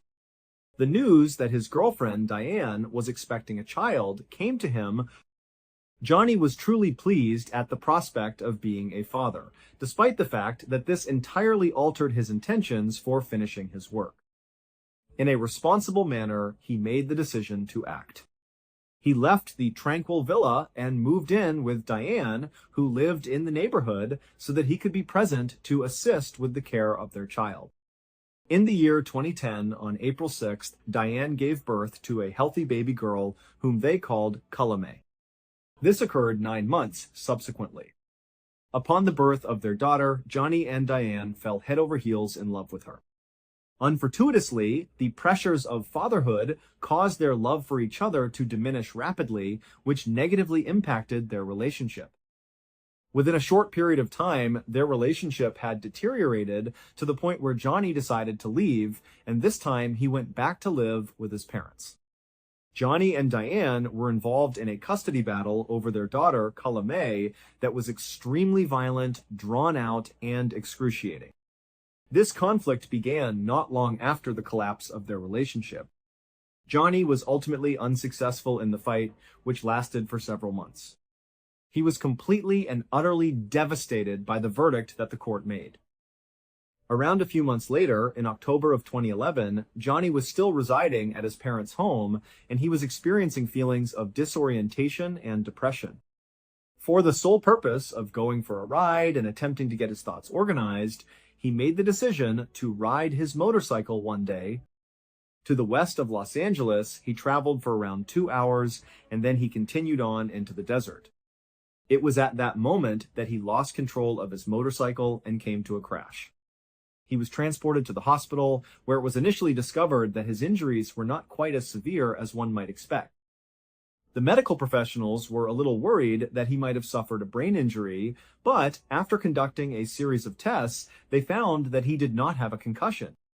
He was released home after they assured him that he was fine. Nevertheless, he was not in good health when he returned home from the hospital. As a matter of fact, he was an entirely different individual. Michael, Johnny's father, was the first person to pick up on the significant behavioral shift that his son had undergone. Johnny has recently appeared to be behaving in a really strange and irregular manner. In addition to being agitated and irritable all the time, his thoughts were not always cohesive, he would ramble, and he couldn't stop talking. The fact that something was gravely wrong was so clear to his family that they couldn't ignore it. Michael, his father, was perplexed by this information. It is possible that his son sustained a head injury as a result of the motorcycle accident. Maybe the medical staff at the hospital simply failed to notice it. After that, Michael made arrangements for Johnny to have 2 independent MRIs so that he could get a better look at his brain. But Johnny did not show up for either of his appointments, and he never provided an explanation for his decision. Approximately at the same time, Johnny's pals started to take notice of his peculiar behavior themselves. In December of that year, he was attending an acting class, and throughout the entirety of the session, he began speaking with an accent that was reminiscent of British. Every single person in the classroom appeared to be staring at each other as if they were perplexed by the situation. In the end, someone finally confronted him with the question, "Hey, why are you talking like that, In a state of bewilderment, Johnny simply stared at them and asked, "Like what?" In response, he simply shrugged his shoulders and pretended as if he had no idea what they were talking about. The situation became far more dire a few weeks later, on the morning of the 3rd of January 2012, when it was at its peak. Johnny was at his parents' house, where he was observing his mother as she prepared omelets. He was seated in the kitchen. The sudden appearance of Johnny, who suddenly rose up and announced, "I'm going to go out for a walk," came out of nowhere. He stands up, and the only thing he is wearing is his pajamas. He is not even wearing shoes at this point. He exits the house by the front door, and as he is heading down the road, he is approximately 10 to 15 feet away from his parents' residence. At that point, he claims to have heard someone yelling something that sounded like they were in a great deal of anguish. It occurred to him that the screams were emanating from an apartment that was situated just adjacent to the residence of his parents. In light of this, he did not hesitate before breaking into the apartment. Upon entering, however, he saw that there was no one present. Not a single person was present in the residence. At the very moment when he was standing in this vacant flat, completely bewildered, the 2 guys who owned the unit returned home. When they entered, they saw Johnny standing in the living room, and he was there alone. They informed him that he was required to leave without delay. However, rather than making his departure, Johnny did something that was entirely unexpected. He then charged at them, bashing both of them over the head with the bottle. However, they were able to tackle him, detain him, and hold him down until the police arrived. He then grabbed a glass bottle that was nearby and charged at them. Johnny claimed that he was acting in self-defense when he was questioned by the police, but the police did not believe his account for a single second. Trespassing, burglary, and assault with a deadly weapon were the charges that were brought against him, and he was taken custody of and placed in jail. A total of 8 exhausting days had passed by the time Johnny's father was eventually able to post bail and release his son from jail. The condition of Johnny had deteriorated during the course of those 8 days. The general population portion of the jail had been moved to the psychiatric unit, and he had been transferred there. The security personnel reported that he was beating his head against the concrete walls of his cell on a regular basis. He had attempted to leap off a balcony that was located on the 2nd floor at one time. He was simply behaving in a manner that was utterly out of control. As a result, a physician working at the correctional facility had left a statement on his paperwork when he was ultimately released from jail. Based on his observations, the physician stated that he was of the opinion that Johnny must have sustained some kind of head injury at some point in time, which was the reason for his behavior. The physician also made the observation that Johnny was unquestionably suicidal. Johnny was a complete and utter mess when he arrived at his parents' place after it had been a long time. The battle that he had with the two men in the flat had left him with two black eyes, and his face was swollen and bruised as a result of the altercation that he had with them. The emotional turmoil he was experiencing was so severe that he would not allow any member of his family to even come close to him. The only thing he did was lock himself in his room and tell everyone to not come near him. A heightened sensitivity to light was another symptom that he had. The situation became so dire that he began walking around his parents' house and shutting out each and every light individually. As soon as his parents eventually turned them back on, he would become upset and angry, and then he would go and turn them all off completely again.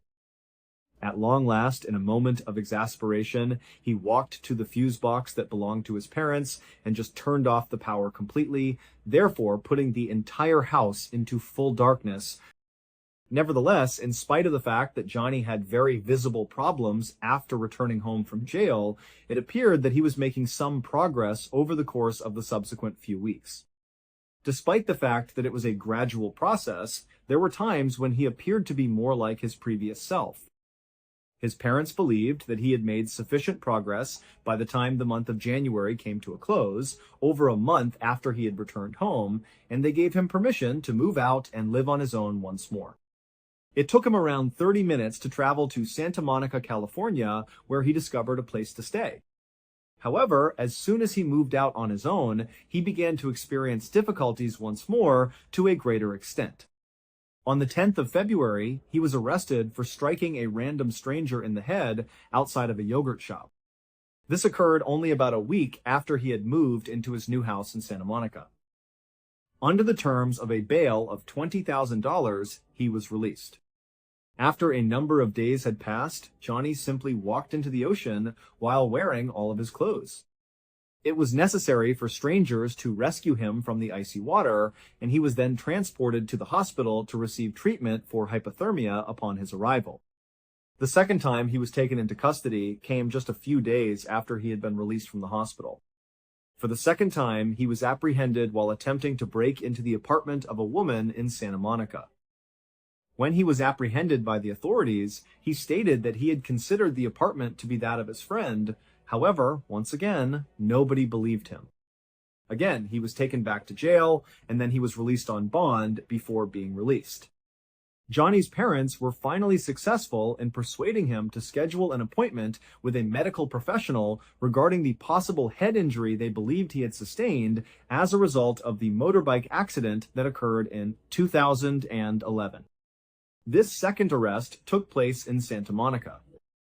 However, despite the fact that the doctor at the jailhouse had speculated that Johnny had sustained a head injury, he had not officially diagnosed him.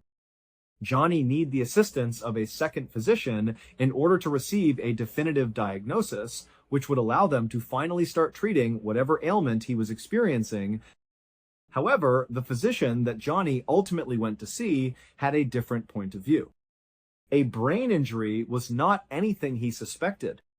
As an alternative, he had a strong suspicion that Johnny was suffering from either schizophrenia or bipolar illness, both of which are quite severe mental conditions.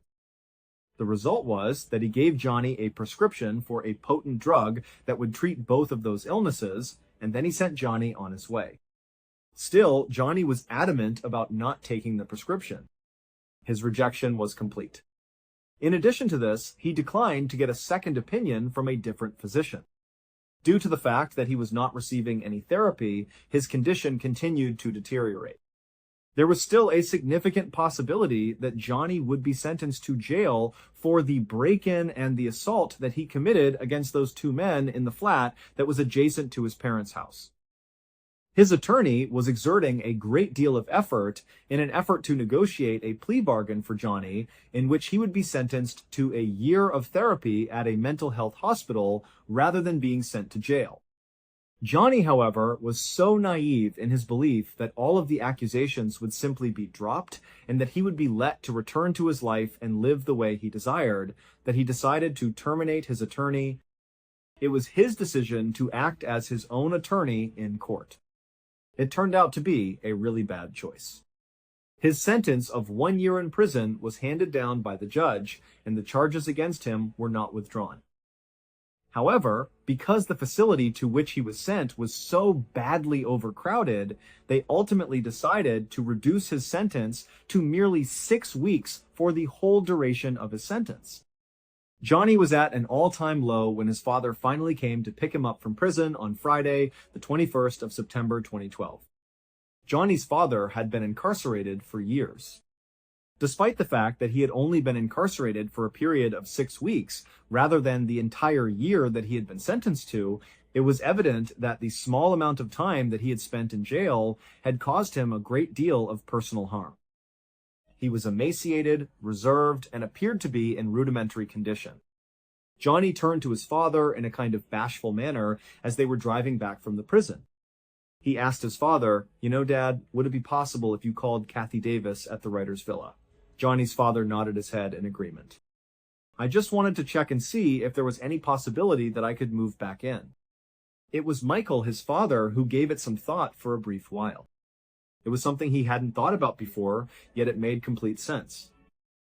The writer's villa was the final residence that Johnny had occupied during the time that his life was still in order. Most likely, that was the very last place in which he felt genuine happiness. He must have associated that location with a great deal of pleasant and tranquil recollection. It was a wonderful concept, Michael thought, and it was the ideal location for him to go to in order to make an effort to put his life back together. Michael immediately placed a phone call to Kathy Davis as soon as they returned to the house. After describing the entire scenario and everything that Johnny had been through, he inquired as to whether or not there was any possibility that he could remain there. And without a single second of doubt, Kathy responded with an unequivocal yes. "It is still possible to purchase the red suite.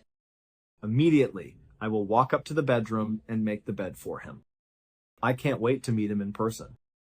Johnny spent the weekend with his parents, and then on Monday, September 24th, he moved back into the villa after packing up his belongings and moving back in with them. 2 days later, on the morning of September 26th, a man named Dan Blackburn, who was the next-door neighbor to the writer's villa property, was looking out his front window. Blackburn was 70 years old at the time. Along the route, he noticed a man who was standing out. The only thing the man was wearing was a pair of red sneakers and a pair of trousers. He was furiously pacing back and forth in the center of the street, he was completely drenched in sweat, and he was not wearing a shirt by any stretch of the imagination. Dan had never encountered this individual before, and his conduct was peculiar. So he just kind of watched him from behind his curtain, attempting to figure out what he was going to do next. Following around 15 minutes of this peculiar and anxious pacing in the road, the man abruptly turned and walked directly towards Dan's property where he had been standing. After walking straight up to the front steps, he began to knock on the door while he was there. In spite of the fact that Dan was feeling a little anxious, he went ahead and closed the curtain, then went to his front door and peered through the peephole into his home. The man was standing there when he noticed him. He had these brilliant blue eyes that were wide open, and he was staring at the peephole as if he could see Dan standing on the other side of it. He appeared to be able to see through it.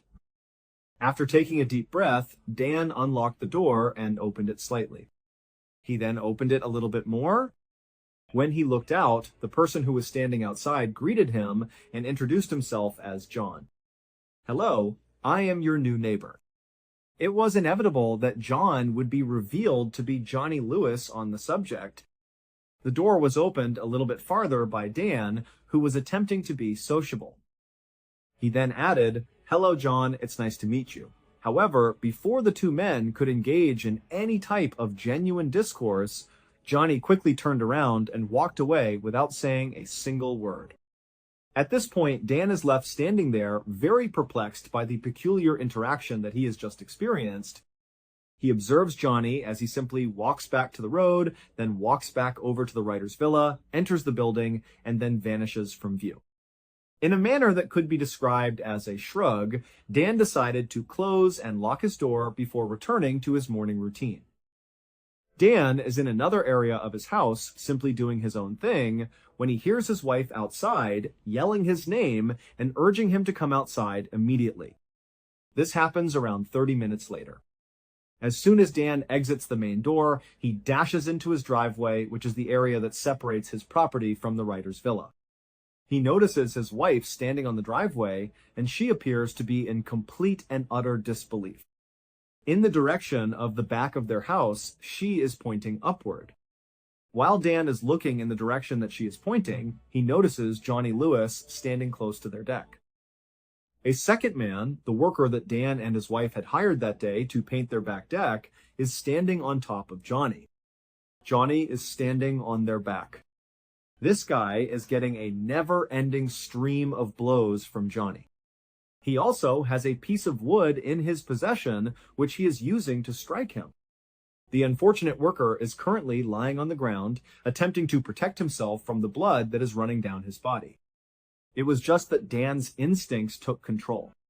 He makes his way over to them. Due to the fact that Johnny is so intent on the assault, he has failed to notice Dan coming closer. Dan immediately approaches him, grabs him by the shoulder, and makes an attempt to remove Johnny from the painter's grasp all at once. Johnny is being yelled at by him to stop himself and to get off of him. On the other hand, Johnny appears to be completely unmoved. Just like a machine, he is destroying this worker from the inside out. When Dan finally pulls as hard as he can on Johnny's shoulder, Johnny finally jumps up and stands up right away. After turning around, he delivers a single punch to Dan's face, bringing him to the same level as before. Dan suffers a severe fall to the ground. Johnny is simply standing over him and looking down at him with no expression on his face. When he glances up, he sees Johnny standing over him. It appeared as though he had no idea what he was going to do with Dan in the next instance. He did nothing but stand there and stare with those eyes that were so big and vacant. On the other hand, Dan was not going to squander any time in his attempt to figure it out. Immediately after jumping back up to his feet, he struck Johnny with as much force as he could muster, delivering a blow to the side of his skull. On the other hand, Johnny was completely unaffected by the punch. At no point did he even flinch. Simply staring at Dan without making any facial expressions, he continued to look. Therefore, Dan, in a state of panic, grabbed a metal lawn chair that was nearby, and he nearly shattered it over Johnny's head to get him to sit down. Once again, however, it had little impact. Johnny did nothing but stand there, staring at Dan without forming any expression on his face. At this time, Dan was aware that he was doing nothing to win this fight. Therefore, he simply grabbed the painter, who was so weak that he could not stand up, and he assisted him in running back down the driveway. He grabbed his wife, and the three of them rushed in the direction of their home in order to go inside and be safe. The three of them were able to make their way into the house, and just as they were attempting to close the large and massive front door, Johnny came running up the stairs. At precisely the moment that they were closing the door, he arrived at the door and pushed his arm into the gap that existed between the door and the doorframe. For some reason, they were unable to shut the door because it was getting caught on his arm. So at this point, all three of the adults inside, Dan, his wife, and the injured painter, are exerting all of their combined weight on this enormous wooden door in an attempt to crush Johnny's arm. However, Johnny is only attempting to grab at them through the opening. Finally, the three of them begin to heave the door back and slam it onto Johnny's arm as forcefully as they possibly can, repeatedly. They do this over and over again. Johnny was finally able to retract his arm after being subjected to a series of powerful strikes that were crushing, and they were able to slam the door shut and lock it. It was at this time that Dan's wife and the painter went throughout the remainder of the house, making sure that every window was shut and every door was locked. They wanted to ensure that there was no other way for him to enter the house. While this was going on, Dan moved to a side window that had a view of the writer's villa property. While his eyes searched the yard for Johnny, he pulled out his phone and dialed 911. He was currently hunting for Johnny. The moment he finishes explaining what is going on to the 911 operator and hangs up, Johnny suddenly materializes out of nowhere. The way he is rushing down Dan's driveway gives the impression that he is heading back towards the back deck. At that moment, however, he comes to a stop practically just in front of the window that Dan is seeing out of. He makes a turn and immediately begins to run at full speed in the direction of the villa property. When he reaches a barrier that is at least waist high, he simply leaps over it without pausing his stride in any way. After that, he arrives to this enormous wooden fence that encircled the entire area owned by the villa. This fence stood at a height of at least 8, 9, and possibly 10 feet. In a very simple and straightforward manner, he simply leaps, grabs the top, and launches himself directly over the top, vanishing within the confines of the villa's grounds. The police arrived within a few minutes of the call. In an effort to locate Johnny, they proceeded inside the villa, and the things that they discovered there were beyond their comprehension. These are the events that the investigators believe took place that morning based on the evidence that was found at the scene. Johnny had turned around after he had initially approached Dan's property and awkwardly knocked on the door, introducing himself as the new neighbor. He had then introduced himself to Dan. Dan watched him as he walked away from the grounds and made his way back inside the writer's villa while he was there. The moment Johnny entered the villa, he made his way to the second story where he entered Kathy Davis's room where she was at the time. Johnny then proceeded to the second floor. The compassionate woman, Kathy, who was 81 years old, most likely turned around and spotted Johnny standing in the doorway of her home. It appeared as though he was completely insane since he was drenched in sweat and he was not wearing a shirt. On the other hand, she most likely did not feel terrified at first. It is likely that her maternal instincts came into play. She most likely asked Johnny, "Are you okay?" or anything along those lines. "Is it possible for me to assist you? How are things going?" And while she was probably standing up and making her way over to him to make sure he was okay, Johnny proceeded to beat her, kick her, and strangle her for reasons that no one will ever understand. He did this for reasons that no one will ever understand. And then, once she had fallen to the ground and was completely defenseless, Johnny proceeded to either continuously stamp on her skull or hit her over the head with a rusty hammer that was subsequently discovered in his bedroom. Both of these actions were carried out in a manner that was quite violent. But regardless of the specific manner in which Johnny carried out his actions, he was able to cause a major fracture to her skull, which was eventually the cause of her death. Following his murder of Kathy, Johnny immediately went in search of her cherished cat and proceeded to kill the cat in the same heinous manner. After that, Johnny raced out of the villa, and it was at that moment that he must have seen Dan's house painter sitting outside doing nothing but minding his own business. While Johnny was walking over to him, he immediately started pounding him. In the same way that the awful attack on Kathy and her cat appeared to have no reason whatsoever, this attack on the house painter appeared to have no reason at all. It was utterly arbitrary and made no sense at all. Johnny waited outside for a few minutes before running down Dan's driveway after Dan came outside and was able to fight off Johnny. After Dan went back inside the home with his wife and the painter, Johnny then ran down Dan's driveway.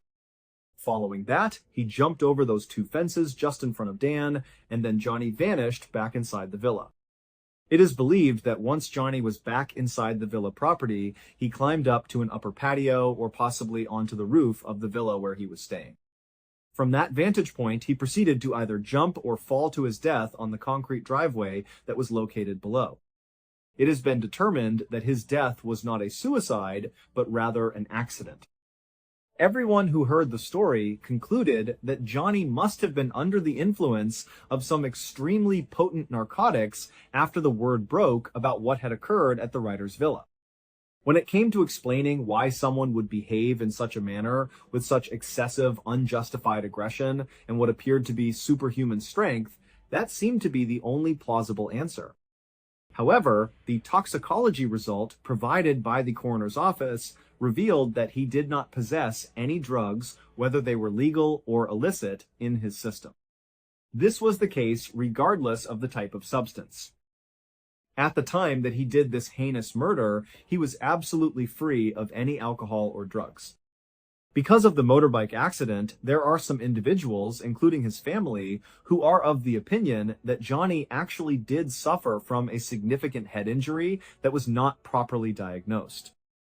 They are of the opinion that this brain injury is the cause of his violent outbursts, as well as the entire transformation of his personality. There are those that disagree. People believe that the head damage explanation does not adequately explain everything.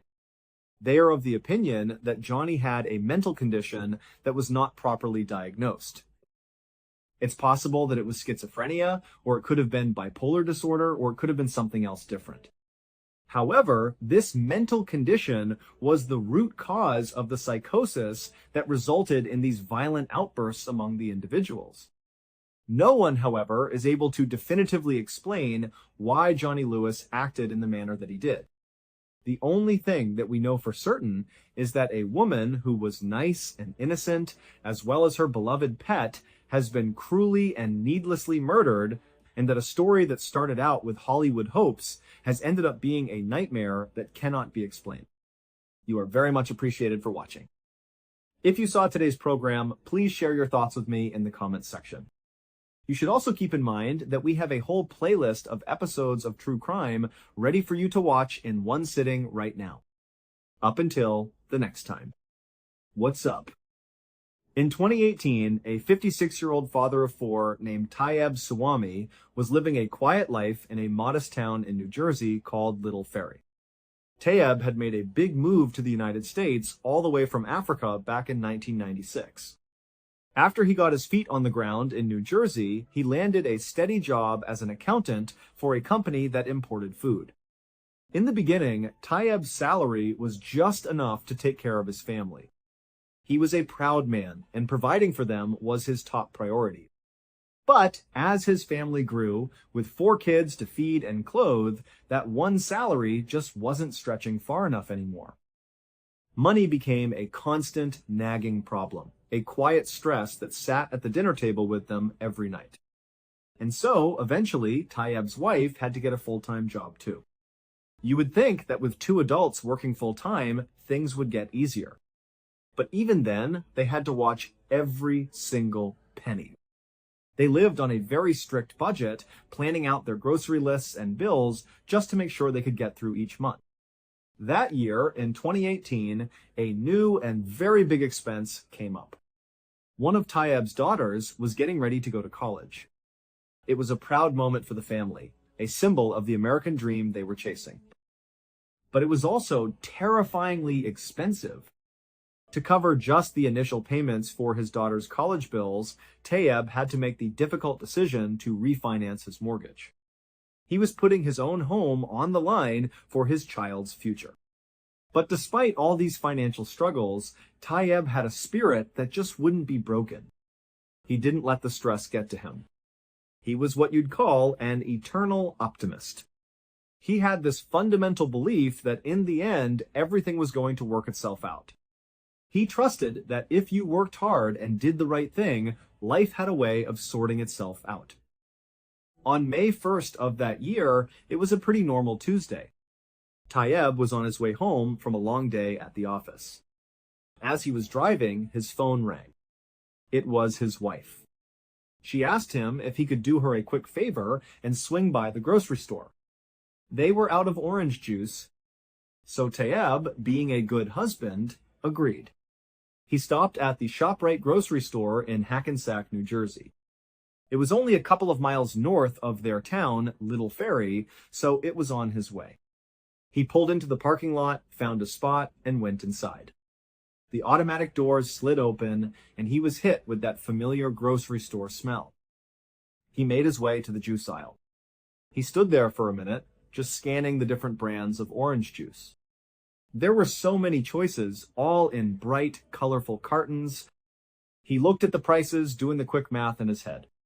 He wanted to get a good one, but he also knew his wife would check the receipt. At some point, he grabbed the one that looked the most appealing, but was still within their tight budget. The price tag said $5. He took the juice, walked up to the front of the store, and waited in line. He paid for it, got his change and his receipt, and then went back outside. He hopped in his car and started the last little leg of his journey home. A few minutes later, he pulled into his driveway.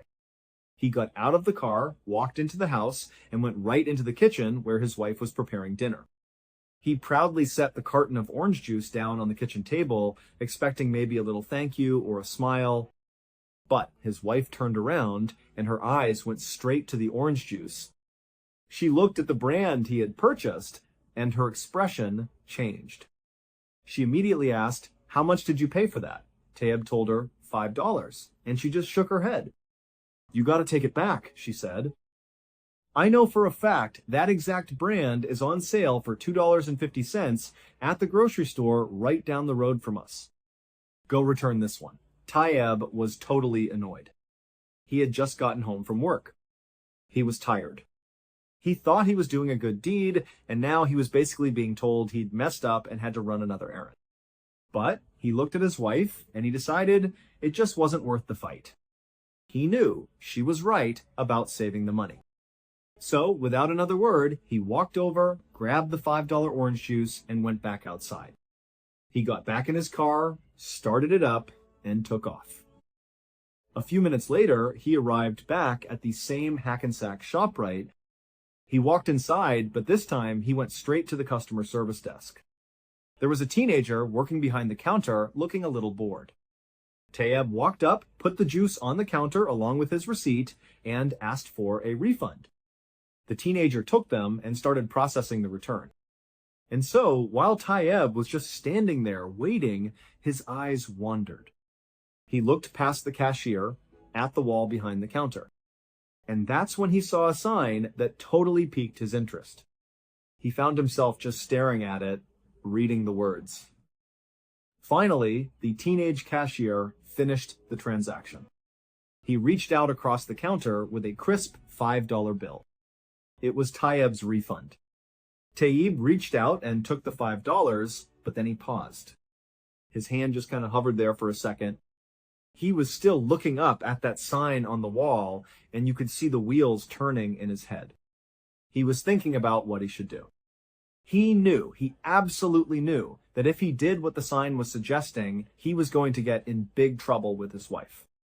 This was the exact opposite of what she had sent him out to do.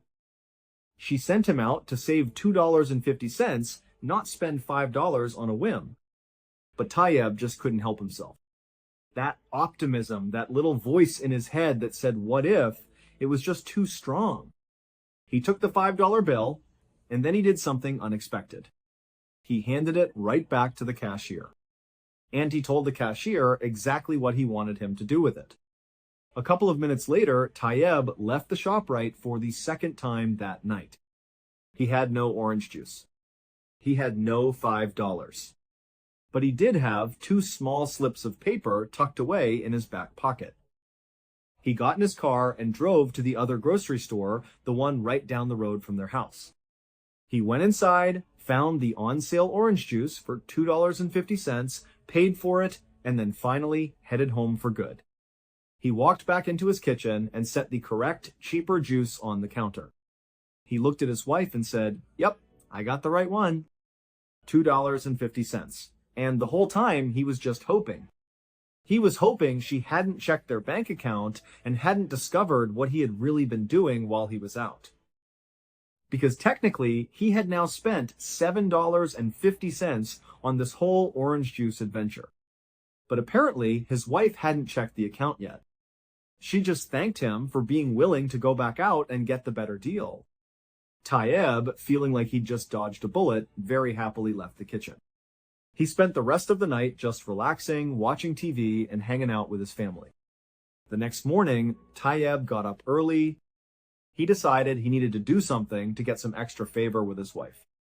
He knew it was only a matter of time before she saw the transaction and figured out what he'd done with the refund money. So he decided he would spend the day doing a bunch of yard work. And he'd make sure to do it right in front of her so she could see what a good, hard-working husband he was. He went outside and opened up the garage. He was about to pull the lawnmower out when he noticed his car was really dirty. And he thought, you know what? I'm going to go wash my car first. Then I'll come back and cut the grass and do everything else. So he went back inside and told his wife his plan. She just said, okay, I'll see you in a little bit when you get back from the car wash. Then Tayyab went back outside, hopped in his still dirty car, and left. As he was driving to the car wash, he made a little pit stop. He pulled into the parking lot of a small store that was kind of set back from the road. He went inside and walked straight to the back of this little store. There was a strange machine there. It looked sort of like an ATM. It had a screen on it with text scrolling across, and at the bottom there was an opening where a red light, a barcode scanner, was projecting down. Tayyab walked right up to this machine. He reached into his back pocket and pulled out those 2 little slips of paper he had gotten from the grocery store cashier the night before. He took the first one and held it under the scanner. He watched the text appear on the screen.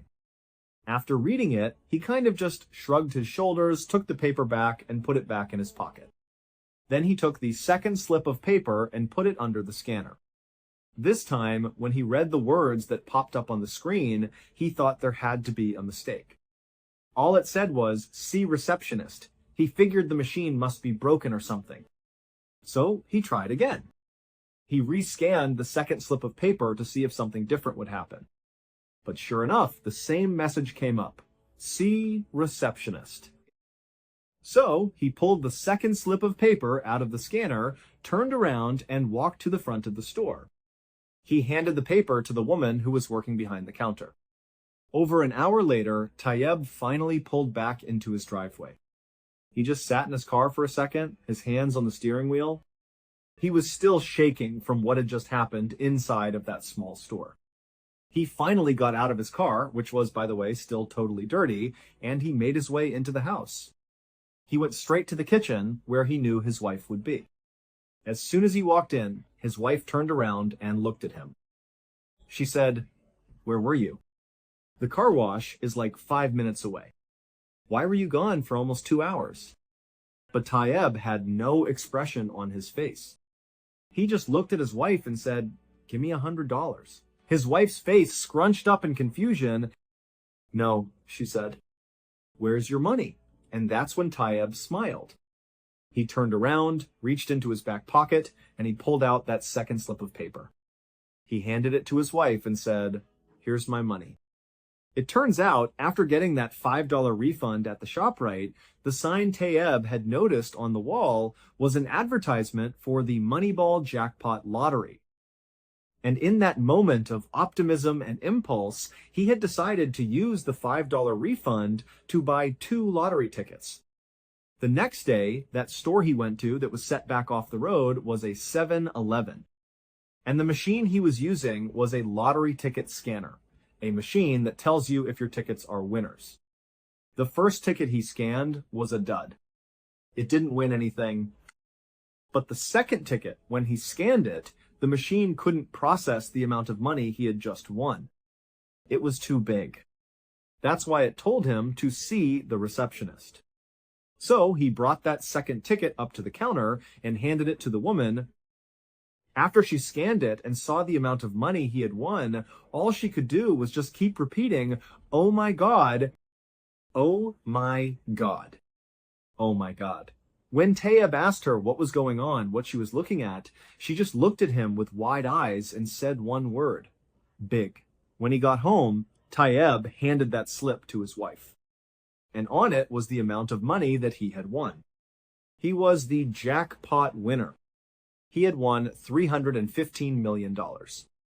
Tayyab would later say that he and his wife and his kids all just laughed and cried and celebrated right there in their kitchen all night long.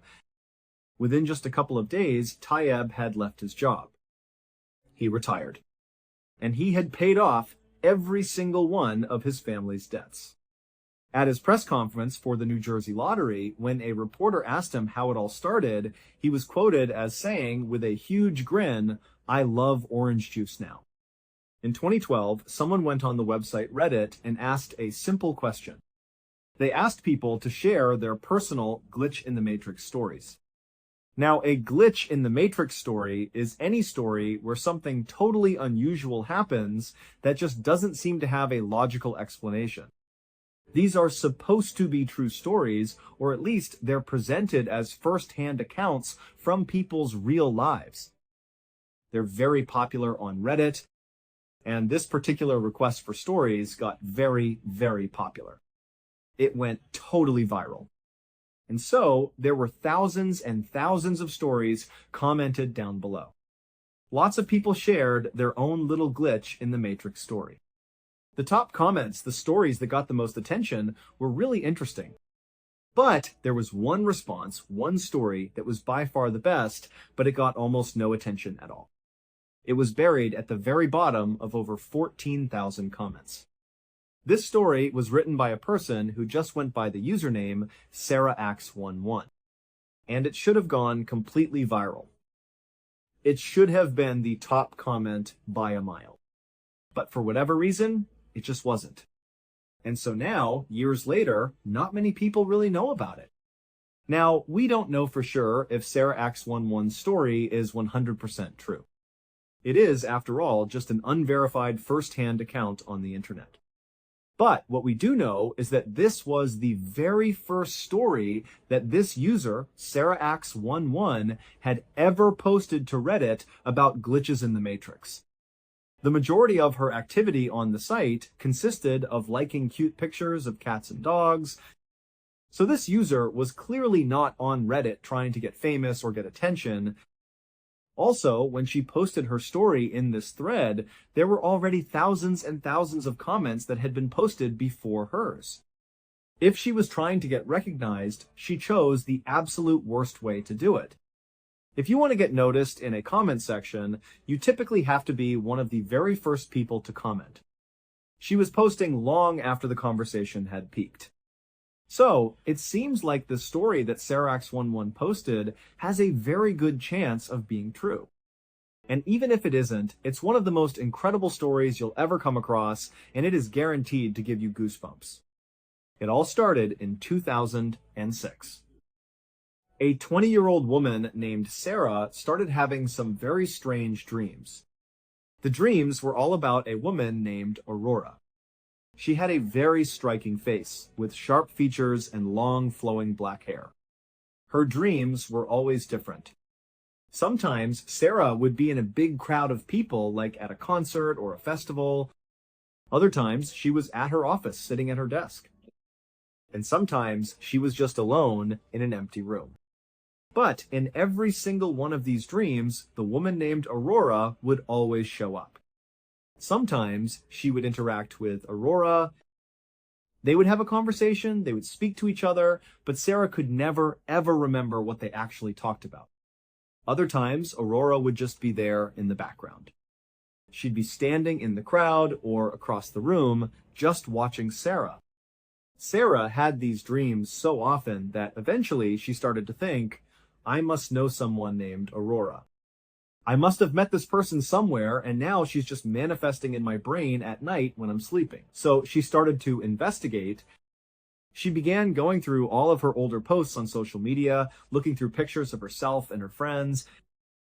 She was searching for a woman with those striking features and that long black hair. She was looking for this Aurora person from her dreams. But after looking through hundreds and hundreds of pictures, she couldn't find any indication that she had ever met this person, at least not according to her own photos. So Sarah then turned to Google. She started typing in things like Aurora, long black hair, striking features, dreaming about a woman I don't know. She was trying to see if there were other people on the internet talking about having this same type of dream. But she had no luck. It was a total dead end. Eventually, after about 3 or 4 months of having these strange dreams featuring Aurora, they just stopped. Aurora stopped showing up in her dreams. It was like a switch had been flipped and it was all over. And so, very quickly, Sarah just kind of forgot all about it. A few years passed.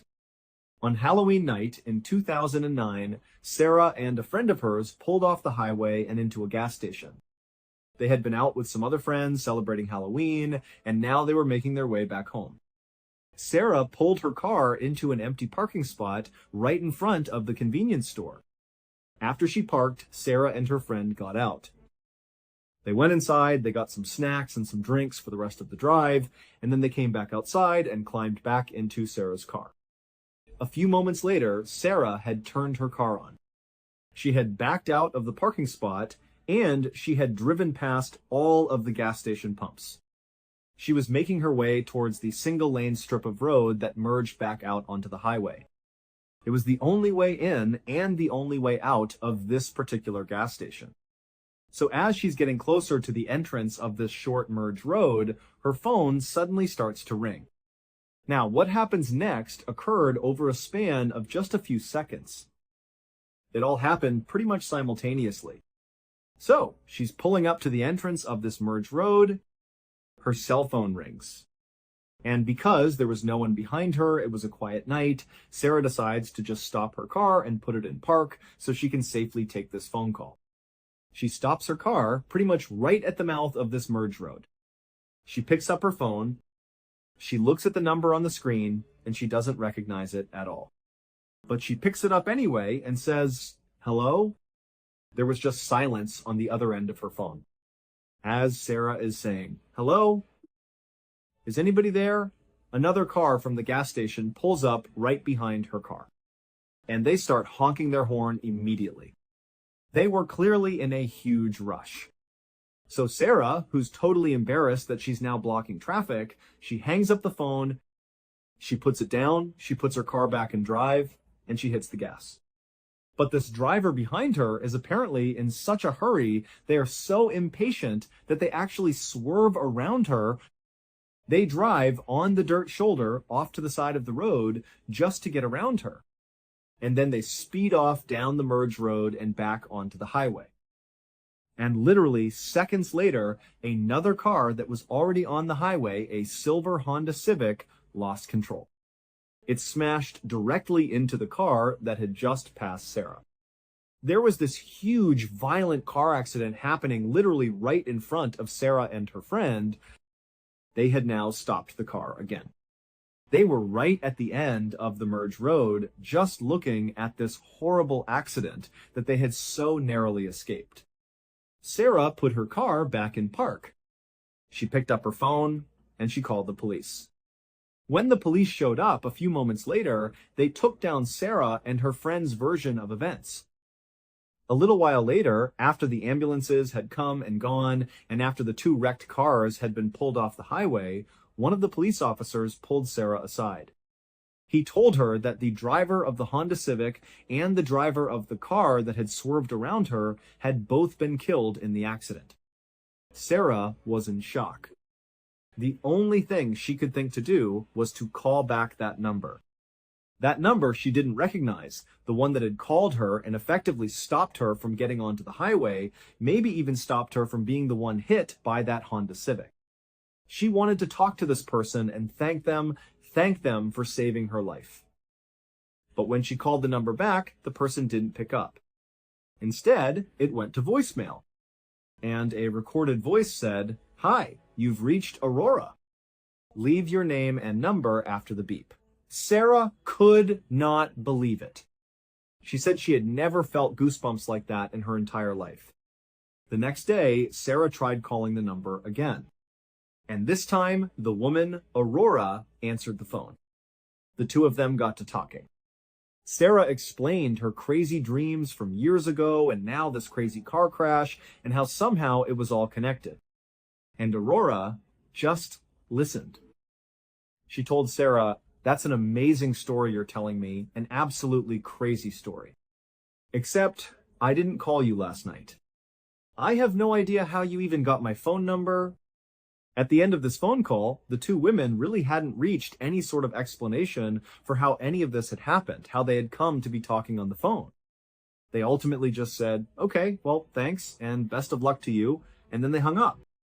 After the call was over, Sarah found herself just kind of sitting there, not really sure how to react to what had just happened. It was such a totally bizarre thing that she had just been through over the past 24 hours. And if you include the dreams, this had been a multi-year-long mystery. On a whim, Sarah just opened up her Facebook account. She plugged in Aurora's full name because Aurora had given it to her during their phone call. And when she looked at her phone, when the search results came in, Sarah nearly fainted. Right in the top of the results page was this woman, Aurora's Facebook account. And her profile picture, it showed her face. And when Sarah looked at her face, it was the exact same face she had seen so many times in her dreams. It was the same Aurora, with the striking features and the long black hair. The woman in her dreams was the woman who had called her and saved her life. On the evening of the 6th of January, 1982, a man named Harold Bray, who was a sheriff in Jefferson County, Colorado, arrived at the Denver airport. Harold was running late. His commute into the airport had been treacherous because Denver and all the surrounding areas were getting absolutely pounded by a massive snowstorm. After running into the terminal, getting checked in, and rushing through security, he made it to his gate right as they were beginning to board the plane. Feeling very relieved, Harold joined the line of other people that were getting on the ramp to go down into the plane. A couple of minutes later, he stepped on board and he found his seat, which was located at the front right side of the plane. He sat down, he buckled his seatbelt, and then he grabbed an in-flight magazine from the seat pocket in front of him, and he waited for takeoff. 15 minutes later, as the plane was rumbling down the runway at full speed, Harold looked out his window. As the plane began to lift off the ground, he watched as the city lights of Denver slowly faded away as they climbed higher and higher up. But just before their plane entered into the thick layer of clouds that was hovering over that stretch of Colorado, Harold noticed something very odd out of his window. Located just west of Jefferson County, which is where Harold worked as a sheriff, was a 22-mile stretch of road that cut right through the Rocky Mountains. It was called the Guanella Pass. It took motorists up and over an incredible 11,000-foot mountain pass. Now, this was a beautiful scenic drive, and Harold was very familiar with it. But this road was not maintained in the wintertime. So if there was any snow on the ground, you simply could not get through this pass. It was impossible. Yet, as Harold looked out of his plane window down to Jefferson County below, and he kind of scanned his way west up into the Rockies, he saw it. There were clearly a car's headlights on the Guanella Pass. And Harold is thinking to himself, why in the world would anyone be on the Guanella Pass in the middle of this huge snowstorm? It just didn't make any sense at all. But as Harold watched this vehicle, he saw what was really going on. Whoever was in this car was holding a flashlight out of their window, and they were shining the light straight up into the sky, flashing it on and off. They were signaling for help. This motorist was trapped. Harold knew, with a sinking feeling, that the likelihood of another plane happening to fly over this exact area and looking down and seeing those lights and recognizing them for what they were, an emergency, were slim to none. So Harold knew if he didn't act quickly, this motorist was doomed. And so Harold quickly unbuckled his seatbelt, he got up from his seat, he climbed over the person sitting next to him, and he got into the aisle. He waved down a flight attendant. After the attendant ran over, Harold explained who he was. He told them he was a sheriff, and he explained why his professional experience told him that this was a serious emergency. The flight attendant took him very seriously. They turned around, they went into the cockpit, and they told the pilots. The pilots then used their radios to call down to the authorities on the ground. And just a couple of minutes later, the fire department was dispatched to Guanella Pass. 15 minutes later, the fire chief, a man named Dave Montoya, who was driving in a four-wheel drive SUV, arrived at the start of this 22-mile stretch of mountain pass. As he was driving through the whipping snow, he could see up ahead the faint glow of the headlights of the stranded vehicle. So he drove right up alongside this vehicle. It was a small pickup truck that had clearly slid off the road and gotten itself stuck deep in a big snowbank. Dave parked his SUV, he hopped out, and he rushed over to the driver's side window of the truck. Inside was a terrified-looking 30-year-old man named Alan Phillips. He was a mechanic who lived in the Denver area. At the time, it was the middle of the night. It was negative 22 degrees Fahrenheit outside. The winds were whipping, the snow was coming down hard, and Alan only had on a light jacket, some jeans, and a small blanket wrapped around him. So, had Sheriff Harold Bray not spotted his flashlight SOS signal from the plane, it's almost guaranteed that Alan Phillips would have died that night from hypothermia. And so when Alan turned his head and saw Dave standing there, his rescuer, Alan, began crying tears of joy. He was thanking God that he was going to survive. When Dave asked Alan what had happened, Alan, who was a little bit intoxicated, told Dave that he had gone out drinking at a bar. Then, when it was time to come home, he had stupidly decided to try and drive through the Guanella Pass as a shortcut back to his house, completely forgetting that this particular stretch of road wasn't maintained during the winter. When Dave asked Alan how he got a really deep, nasty-looking bruise on his cheek, he assumed it was from crashing off the side of the road. But Alan just smiled, a kind of embarrassed smile, and said no. He explained that after he got stuck, he needed to urinate. So he got out of the vehicle and he walked a few paces away from his truck. He went to the bathroom, and then when he turned to walk back, the snow was so blinding that he couldn't actually see his truck anymore. He panicked, and he started to run to go find it again because he didn't want to be trapped out in the blizzard. He said he ran right into the truck face first. His cheek hit the side of the door. Dave just smiled and shook his head and said, "Alan, you are one lucky man." Over the next few days, local newspapers in Colorado and even some national newspapers ran headlines about the miracle at Guanella Pass. However, as it would turn out, that headline would not age well. 38 years later, in the year 2020, it was discovered that Alan Phillips had lied to Dave Montoya about why he was on Guanella Pass that night. The truth was, earlier in the evening that Alan would eventually get stuck, he had murdered 2 hitchhikers near Breckenridge, Colorado, which is roughly 50 miles away from Guanella Pass. Both of these murders had gone cold for decades. But in late 2020, new DNA evidence connected Alan Phillips to both cases. Several hours before Alan got rescued, he had picked up a 22-year-old woman named Annette Schnee who was hitchhiking. After she got into his truck, it's believed he held her at gunpoint. He then put zip-tie handcuffs on her wrists. We don't know for sure what happened next, but at some point that night, Annette was taken out of the vehicle, led into the woods, and she was shot in the back. She was left face down in a freezing stream. A couple of hours after he killed Annette, Alan picked up another hitchhiker, a 29-year-old woman named Barbara Oberholzer. When she got into his truck, it's believed he did the same thing. He held her at gunpoint, and he put her in zip-tie handcuffs. However, Barbara was able to break out of her restraints. It's believed she fought back. She struck Alan hard in the cheek, which is how he really got that deep bruise. And then she leapt out of his car and started running for her life. But Alan got out, he chased her down, and he shot her in the chest, killing her. Then, he dumped her body off the side of a cliff down into a snowbank below. So the only reason Alan Phillips got stuck on Guanella Pass is because he was attempting to flee the area where he had just committed these 2 brutal murders. He likely just didn't understand how dangerous the pass really was in the winter. And so, shortly after turning onto it, his truck slid off the road and he got stuck.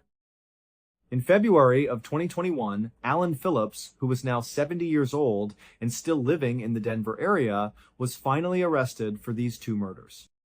The man, who had been called a miracle survivor for decades, was now facing charges as a killer who had lived a free life for almost 40 years.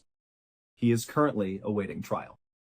And assuming he did it, that Alan did kill these two women, we still don't know what his motivations were. It's not clear. He hasn't said. And we also don't know if there are potentially other victims out there. Thank you so much for watching. Let me know what you thought of today's episode in the comments. And remember, we have a whole playlist of true crime episodes ready for you to binge right now. Until next time, see ya.